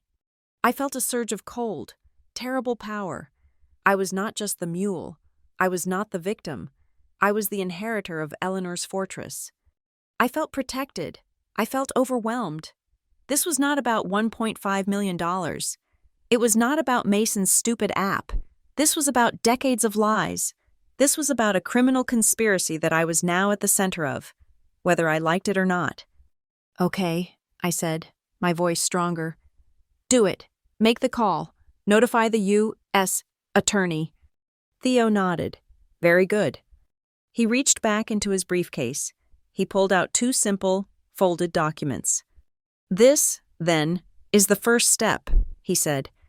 "We must formalize your separation from them. This one," he handed me the first, "is a draft for a temporary restraining order against Mason Collins, citing assault. Marisol can help you file it immediately." He handed me the second, "And this is a formal cease and desist, addressed to Charles and Renee Collins, demanding they and all their agents cease all financial and personal contact with you, pending federal investigation. This," he said, with a note of finality, "is how we cut the ATM cord, permanently." I took the papers. My hand was no longer shaking. It took 3 weeks. 3 weeks of living in a secure stay hotel in Phoenix. My head healing. My ribs knitting back together with a dull, constant ache. 3 weeks of silence from my family. A silence more menacing than any of my father's rants. The restraining order against Mason had been served. The cease and desist had been delivered to my parents. And then, the counterattack came. Not as a phone call, but as a stiff, formal summons delivered by a man in a cheap suit. My father, Charles Collins, and my mother, Renee Collins, had filed a petition for emergency financial guardianship. Theo was not surprised. He had been waiting for it. "They have no choice," he'd said over the phone, his voice as dry as the Phoenix air. "We turned off their money. They are now, officially, desperate." The argument, laid out in the legal filing, was as audacious as it was insulting. They claimed that the fall at the stadium, which their filing referred to as the tragic accident, had caused a severe traumatic brain injury. This injury, they alleged, had rendered me acutely incapable of managing her own person, and specifically, of managing a complex financial asset. They said I was not competent to handle my own inheritance. Their proof was the centerpiece of the petition. A 5-page report from a Dr. Alistair Finch, neurological specialist. The report, which I read with a stomach-turning mix of rage and horror, claimed that Dr. Finch had conducted a thorough telehealth examination of me. This examination, which had never happened, had apparently revealed significant cognitive impairment, short-term memory loss, and acute money-related paranoia. It was a complete fabrication, a bought and paid-for diagnosis from a doctor I had never met, never spoken to, never even heard of. They were trying to have me declared legally insane so they could steal my money. The day of the hearing, the Maricopa County District Courthouse was a zoo. The viral video had transformed our family dispute into a public spectacle. The lobby was a wall of reporters. Satellite trucks parked on the street outside. This was no longer a private matter. The story had a narrative they loved. The rich, powerful resort family versus the injured, solitary heiress, and her $88 million trust. I walked through the gauntlet of flashing cameras, my hand gripping Theo's arm. I wore a simple gray dress, my hair pulled back, the fading stitches on my temple hidden. I felt small, exposed, and sick to my stomach. Inside the courtroom, it was standing room only. My family was already seated at the plaintiff's table. They were perfectly costumed for their roles. Charles, my father, sat tall, his brow furrowed. The picture of the anguished, worried father, forced into this public forum by a tragedy. His lawyer, a sharp-faced man named Harrison, whispered in his ear. And my mother, Renee, was a masterpiece of performative grief. She was dressed in a conservative navy blue, dabbing at her dry, perfectly made-up eyes with a silk handkerchief. She looked at me once as I entered, her expression not one of anger, but of profound, heartbreaking pity, as if I were a sick animal she was being forced to put down. We took our seats. Theo was calm, his briefcase on the table, his hands folded. He gave me a single, brief nod. "Breathe, Ms. Collins. They have already lost." "All rise," the bailiff called. The judge was a woman in her 60s, Judge Maria Santos. She had a reputation for intelligence and zero tolerance for theatrics. She looked out over the packed courtroom, her eyes lingering on the press row, and her displeasure was palpable. She read the petition. "This is a request for an emergency, total financial guardianship over the person of Phoebe Collins, filed by her parents, Charles and Renee Collins. The grounds are alleged cognitive incapacity due to a traumatic brain injury. Mr. Harrison, you have the floor." My father's lawyer stood. He was slick. "Your Honor, this is a tragedy. This is a loving family trying to protect their daughter." He laid out their case. He spoke of my erratic behavior. He mentioned my sudden, inexplicable refusal of family support. He painted a picture of a confused young woman being manipulated by outside forces. And then he introduced their star witness, the video. "We have the footage of the incident itself, Your Honor," Harrison said, his voice dripping with false sympathy. "It shows the terrible accident that led to Ms. Collins's current, tragic state of impairment." The lights dimmed. A large screen descended from the ceiling. It was the clip, the one I had seen in the hospital. Mason's scream, the shove, the fall, the sickening sound of my head hitting the monitor. Harrison paused the video on the frame of me, on the ground, dazed. "This is the moment, Your Honor, the moment that changed everything. A terrible, tragic accident, born from the high emotions of a graduation day." But he had made a mistake. He was so focused on the visual, on the fall, that he had forgotten the audio. He had let the entire clip play. The judge had heard Mason scream, "You owe me." "An accident, Mr. Harrison?" Judge Santos asked, her voice dangerously quiet. It sounded, to this court, like a demand for money, followed by a battery. "The emotions were high, Your Honor." Harrison stammered, wrong-footed. "A family misunderstanding." "I see," the judge made a note. "Mr. Lang?" Theo stood. He was not slick. He was a pillar of granite. "Your Honor, the plaintiff's entire case rests on the fraudulent assertion that my client, Ms.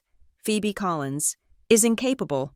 We will prove not only that she is capable, but that she is, in fact, the only party in this matter who has shown any fiscal responsibility or competence at all." He did not attack the video. He attacked the premise. For the last 6 years, Ms. Collins has worked 2 jobs. She has worked full-time as an analyst at Northline Advisory. She has also served as the de facto financial controller and night audit manager for the plaintiff's primary business, the Silvercrest Lodge.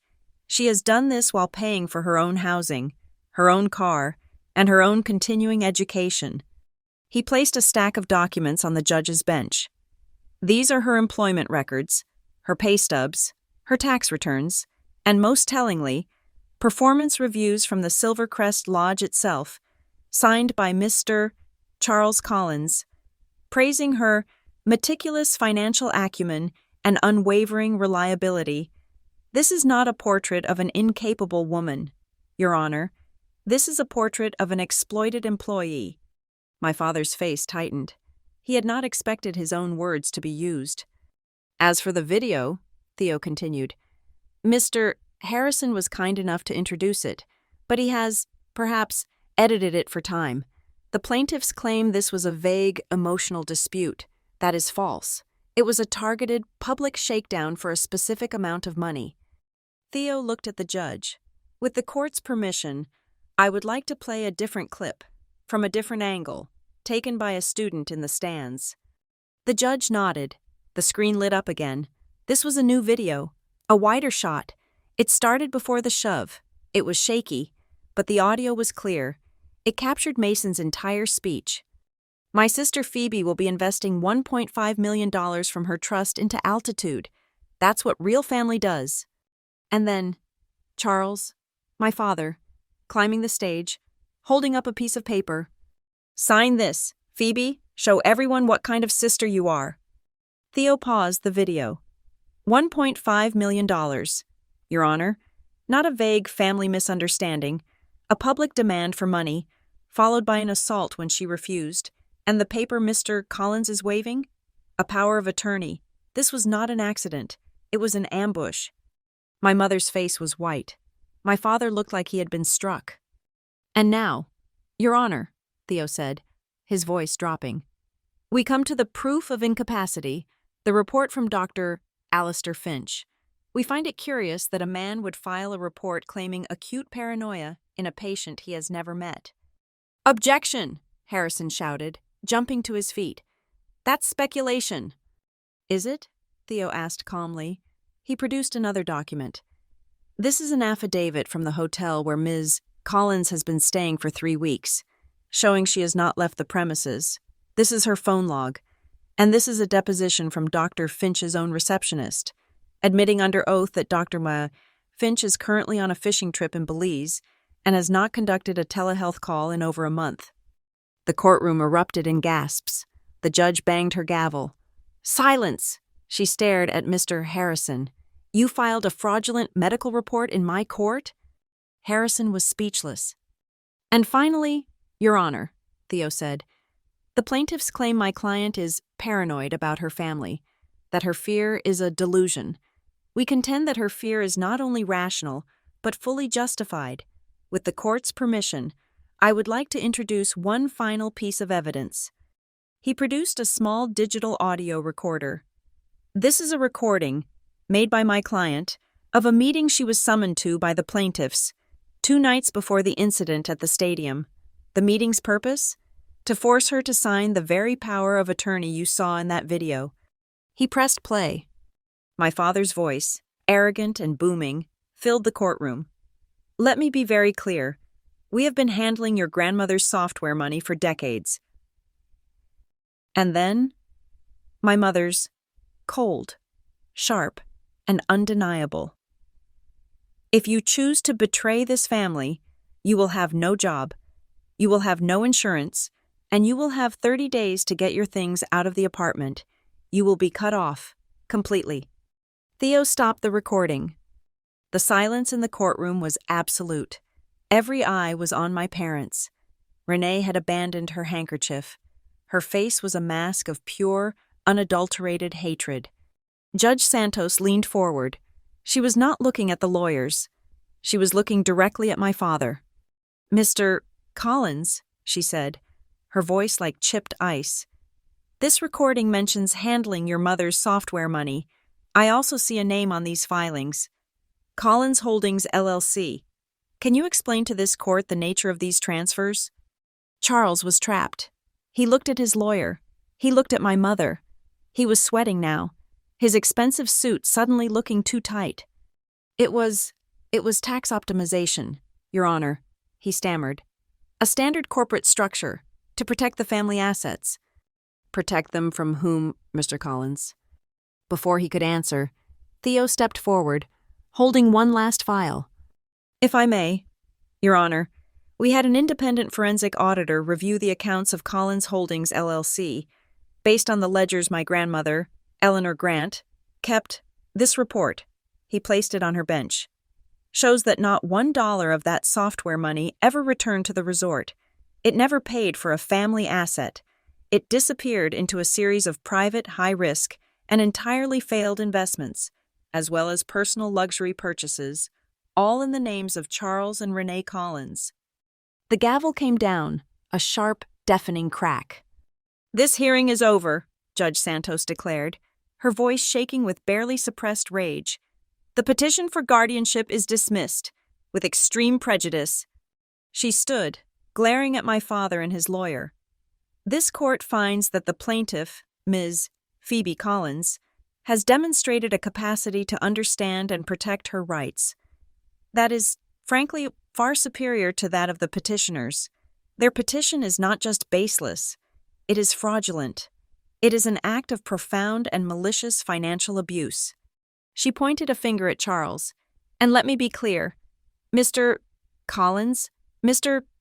Harrison, if you or any agent on your behalf ever thinks of filing another such motion with any more fabricated evidence, I will not hesitate to recommend the district attorney bring charges for perjury and abuse of the court system. We are done here. She swept from the room. The courtroom exploded. Reporters ran for the doors.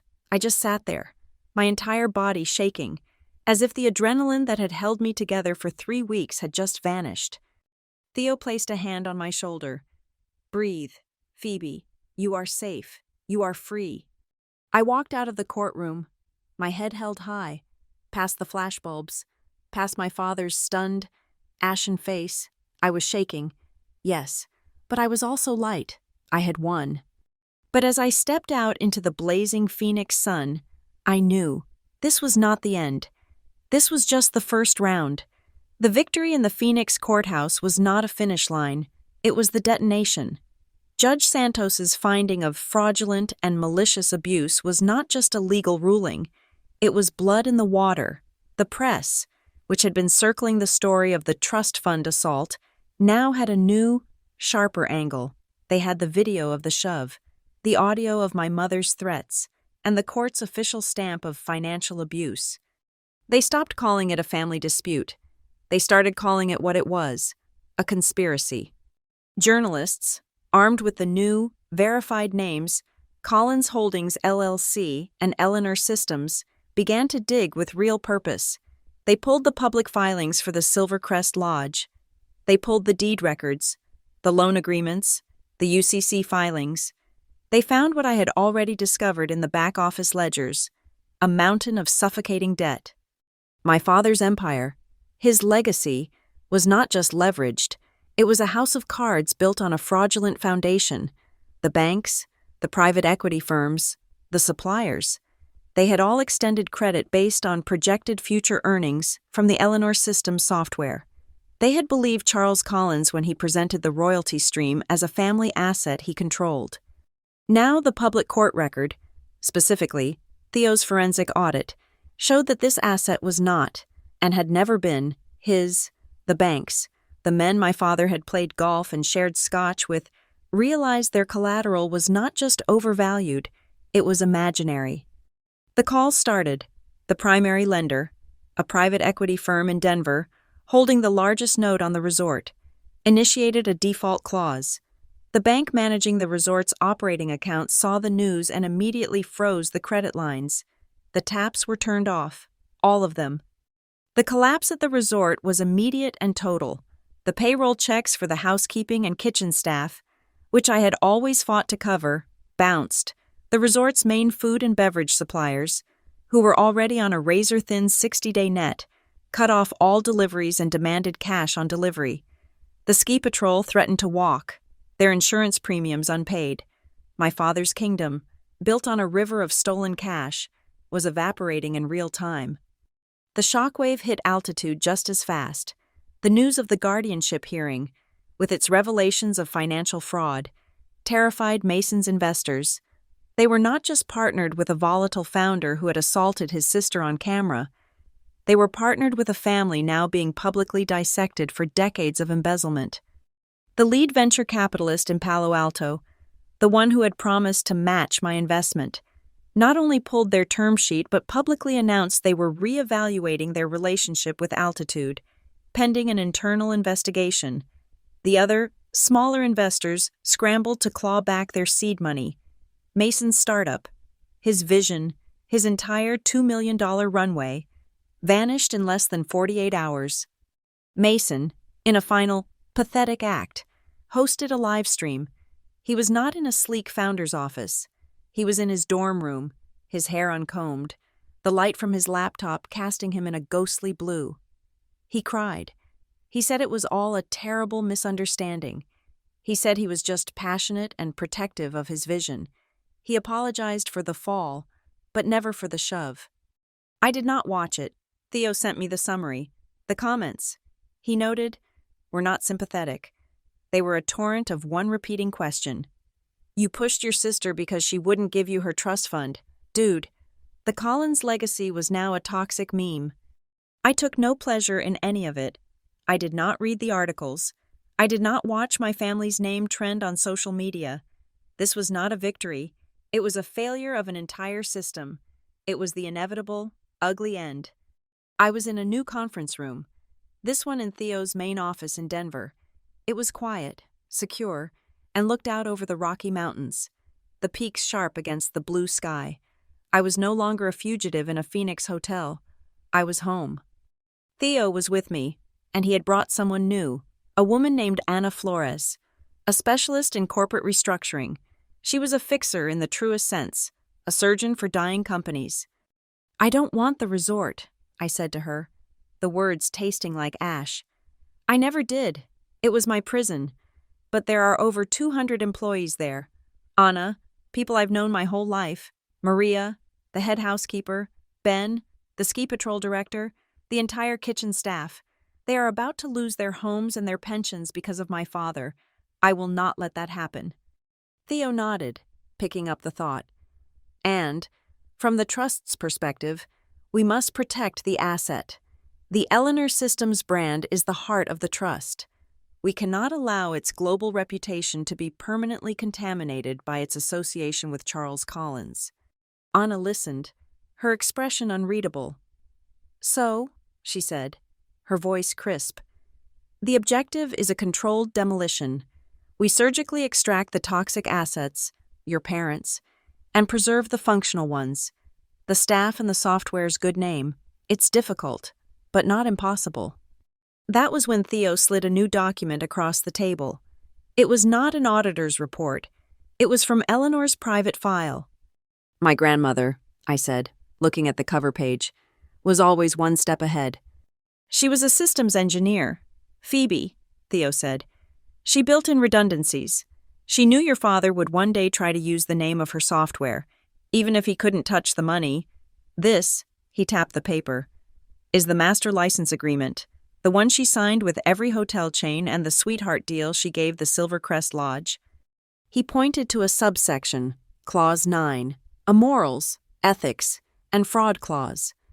It stated that any entity licensed to use the Eleanor Systems software could have their license immediately and permanently revoked, with no cure period, in the event of gross negligence, proven financial malfeasance, or criminal fraud.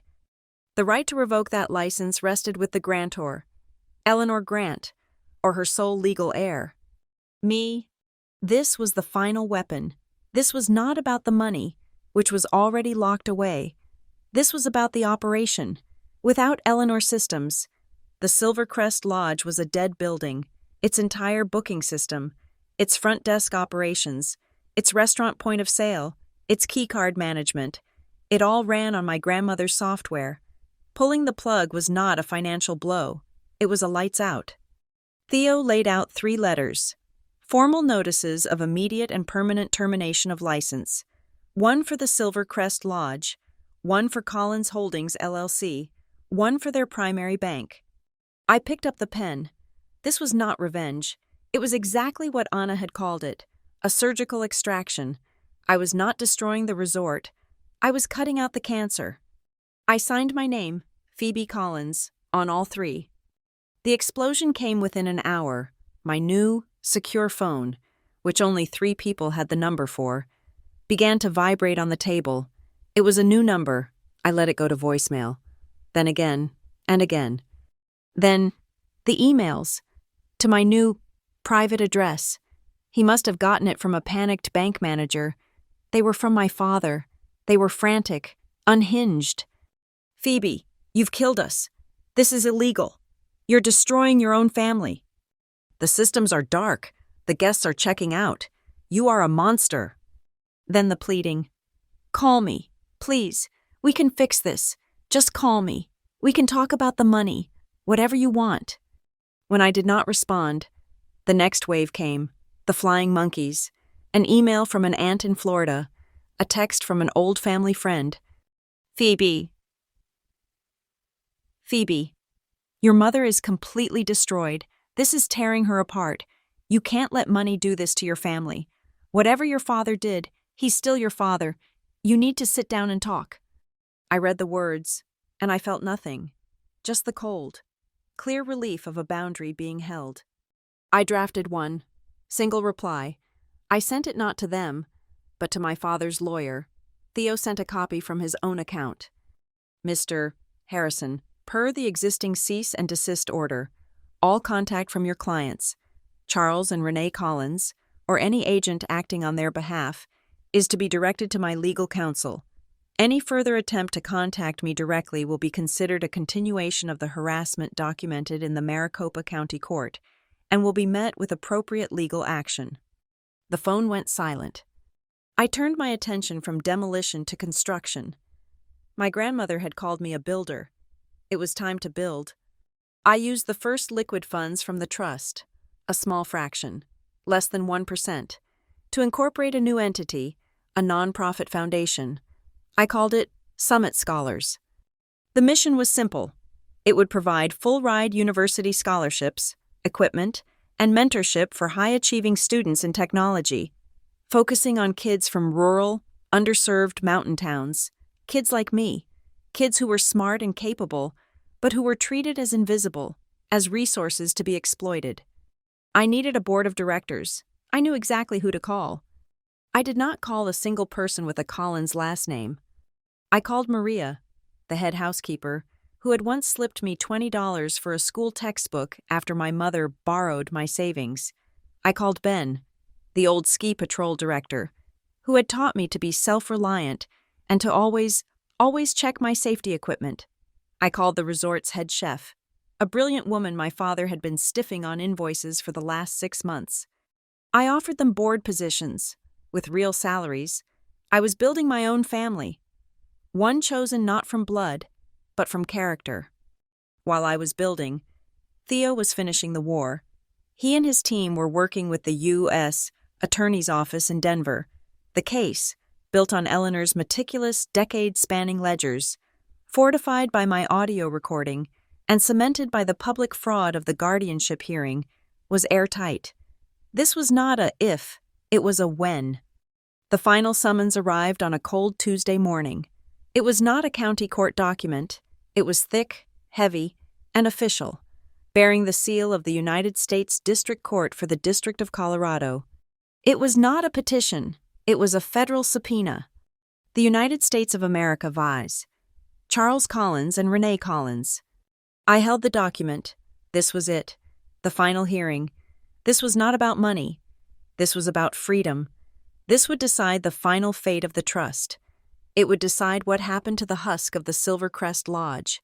It would decide whether my parents went to prison. And it would force Mason, my golden boy brother, to finally decide which side he was on.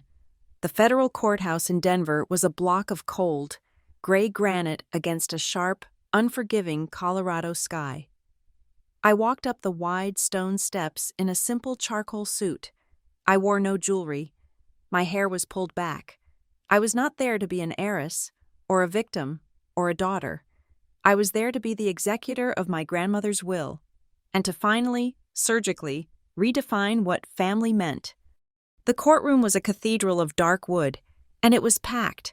The press was crammed into the jury box. The back rows were filled with the curious. Former investors from Altitude, their faces grim, a few local business owners from Ridgeview, and in the front row, my new family. Maria, the head housekeeper, sat next to Ben, the ski patrol director. They were here for me. At the defense table, my parents sat. They were no longer the power couple from the resort lobby. Charles, my father, looked a decade older. His suit seemed too large, his confident, commanding posture replaced by a frightened slump. Renee, my mother, was not crying. Her performative grief was gone. She was thin, pale, and vibrating with a silent, concentrated rage. She stared at me, her eyes too small, burning coals. And between them, a ghost, Mason. He was not the Golden Boy founder. He was not the furious, screaming brother on the stage. He was just a hollowed-out, terrified young man in an ill-fitting suit, staring at the wood grain of the table as if it held the answers to the universe. The assistant U.S. attorney, a sharp woman named Diaz, stood. Her voice was dispassionate, clinical. She was not telling a story of family drama. She was presenting a case of complex financial crime. "The evidence will show, Your Honor," she began, "a deliberate, multi-decade conspiracy to defraud Eleanor Grant and later her estate. The evidence will show the defendants, Charles and Renee Collins, systematically diverted millions of dollars in software royalties." She walked the court through it. My grandmother's ledgers versus my father's, the forged contracts, the establishment of Collins Holdings LLC as a shell to receive the stolen money, the bank records showing that money flowing out, not to the resort, but to luxury car leases, to failed side investments, to jewelry, to my mother's personal credit cards. She showed the court the falsified reports my father had sent to my grandmother, reporting underperformance of the software while he was personally pocketing over 60% of its revenue. It was a clean, brutal, and undeniable case. My father's lawyer, Harrison, looked exhausted. He had nothing. He tried to argue mismanagement, not fraud. He tried to claim it was all a family arrangement that was poorly documented. The judge, a stern man with a face like a hawk, looked unimpressed. Then, Theo Lang stood up. "Your Honor, the prosecution has ably demonstrated the long-term financial fraud. We are here to speak to the intent, to prove that this was not mismanagement. It was a calculated, malicious conspiracy that culminated in the attempted financial and physical coercion of my client, Ms. Phoebe Collins." He introduced his first new piece of evidence. "This, Your Honor, is a series of emails, acquired via subpoena from the defendant's accounting firm. They are dated the day after Ms. Collins was assaulted and hospitalized." The courtroom screens lit up. It was an email from my father to his accountant. "We have a new problem, the fall at the stadium. She's unstable. We need to leverage the concussion. I need Dr. Mo Finch to sign off on the incapacity report immediately. We have to get guardianship of the trust before she talks to the lawyers.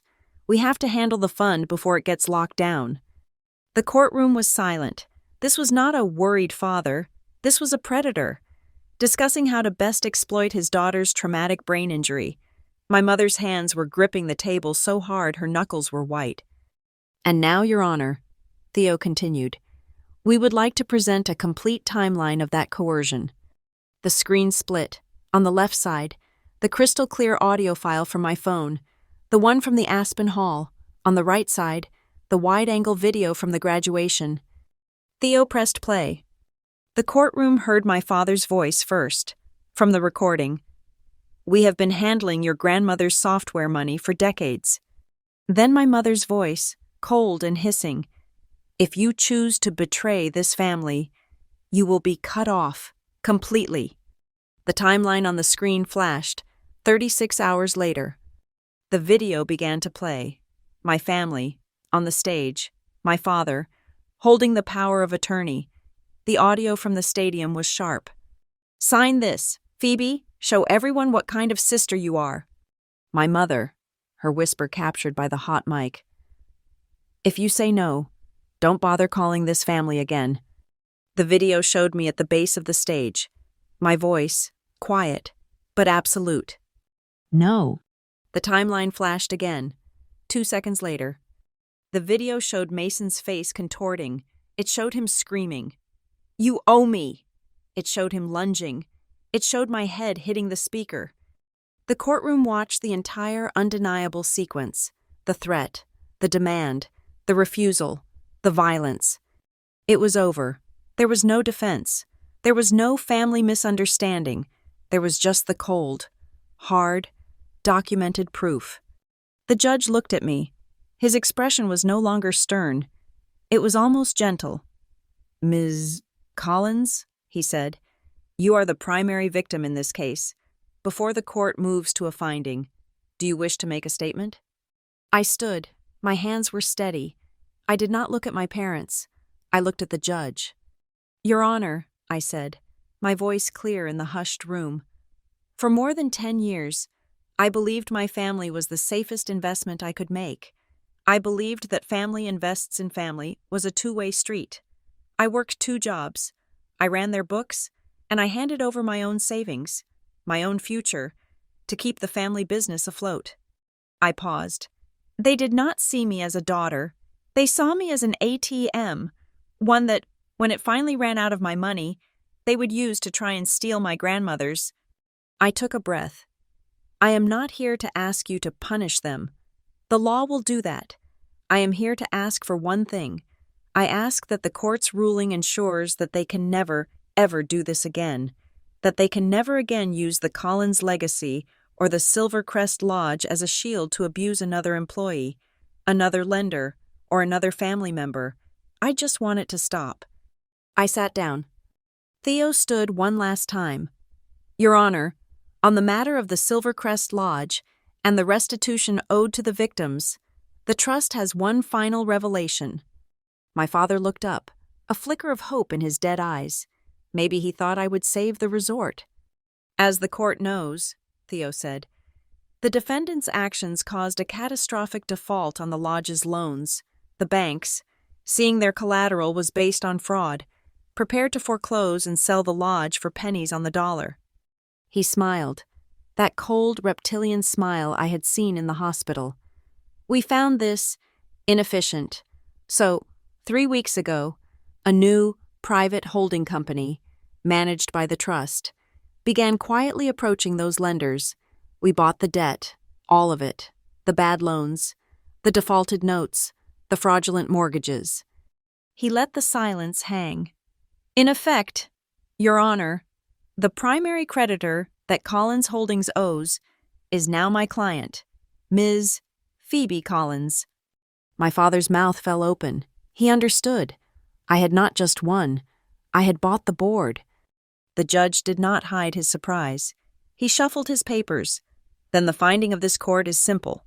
Charles Collins and Renee Collins are found guilty on all counts of wire fraud, conspiracy to commit fraud, and mail fraud." He looked at my parents. This was not a mistake. This was a sophisticated, arrogant, and cruel conspiracy that spanned decades. You stole from your own mother, and you attempted to steal from your own daughter after she was violently assaulted by your son.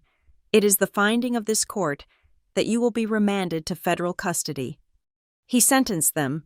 He spoke of prison terms and massive, 7-figure restitution payments. The Silvercrest Lodge, he ordered, would be placed into a court-mandated receivership to be independently managed, liquidated, and sold, with all proceeds going to the victims, the primary victim being, of course, the trust. Then, I stood one last time. It was not on the program. "Your Honor, a final point." The judge looked at me, raising an eyebrow. "The court should know," I said, "that I have no intention of taking possession of the Silvercrest Lodge. I will not be continuing the Collins legacy. When the lodge is sold, my share as the primary creditor will be used to fund a new, smaller, ethical wellness retreat, and a permanent fixed percentage of its profits will be directed, in perpetuity, to the Summit Scholars Foundation, to ensure that other builders get the chances I never had." It was done. I had not just cut the cord, I had rewoven it into something new. As the marshals moved behind my parents, my father put his head in his hands, but Mason, the ghost, finally looked up.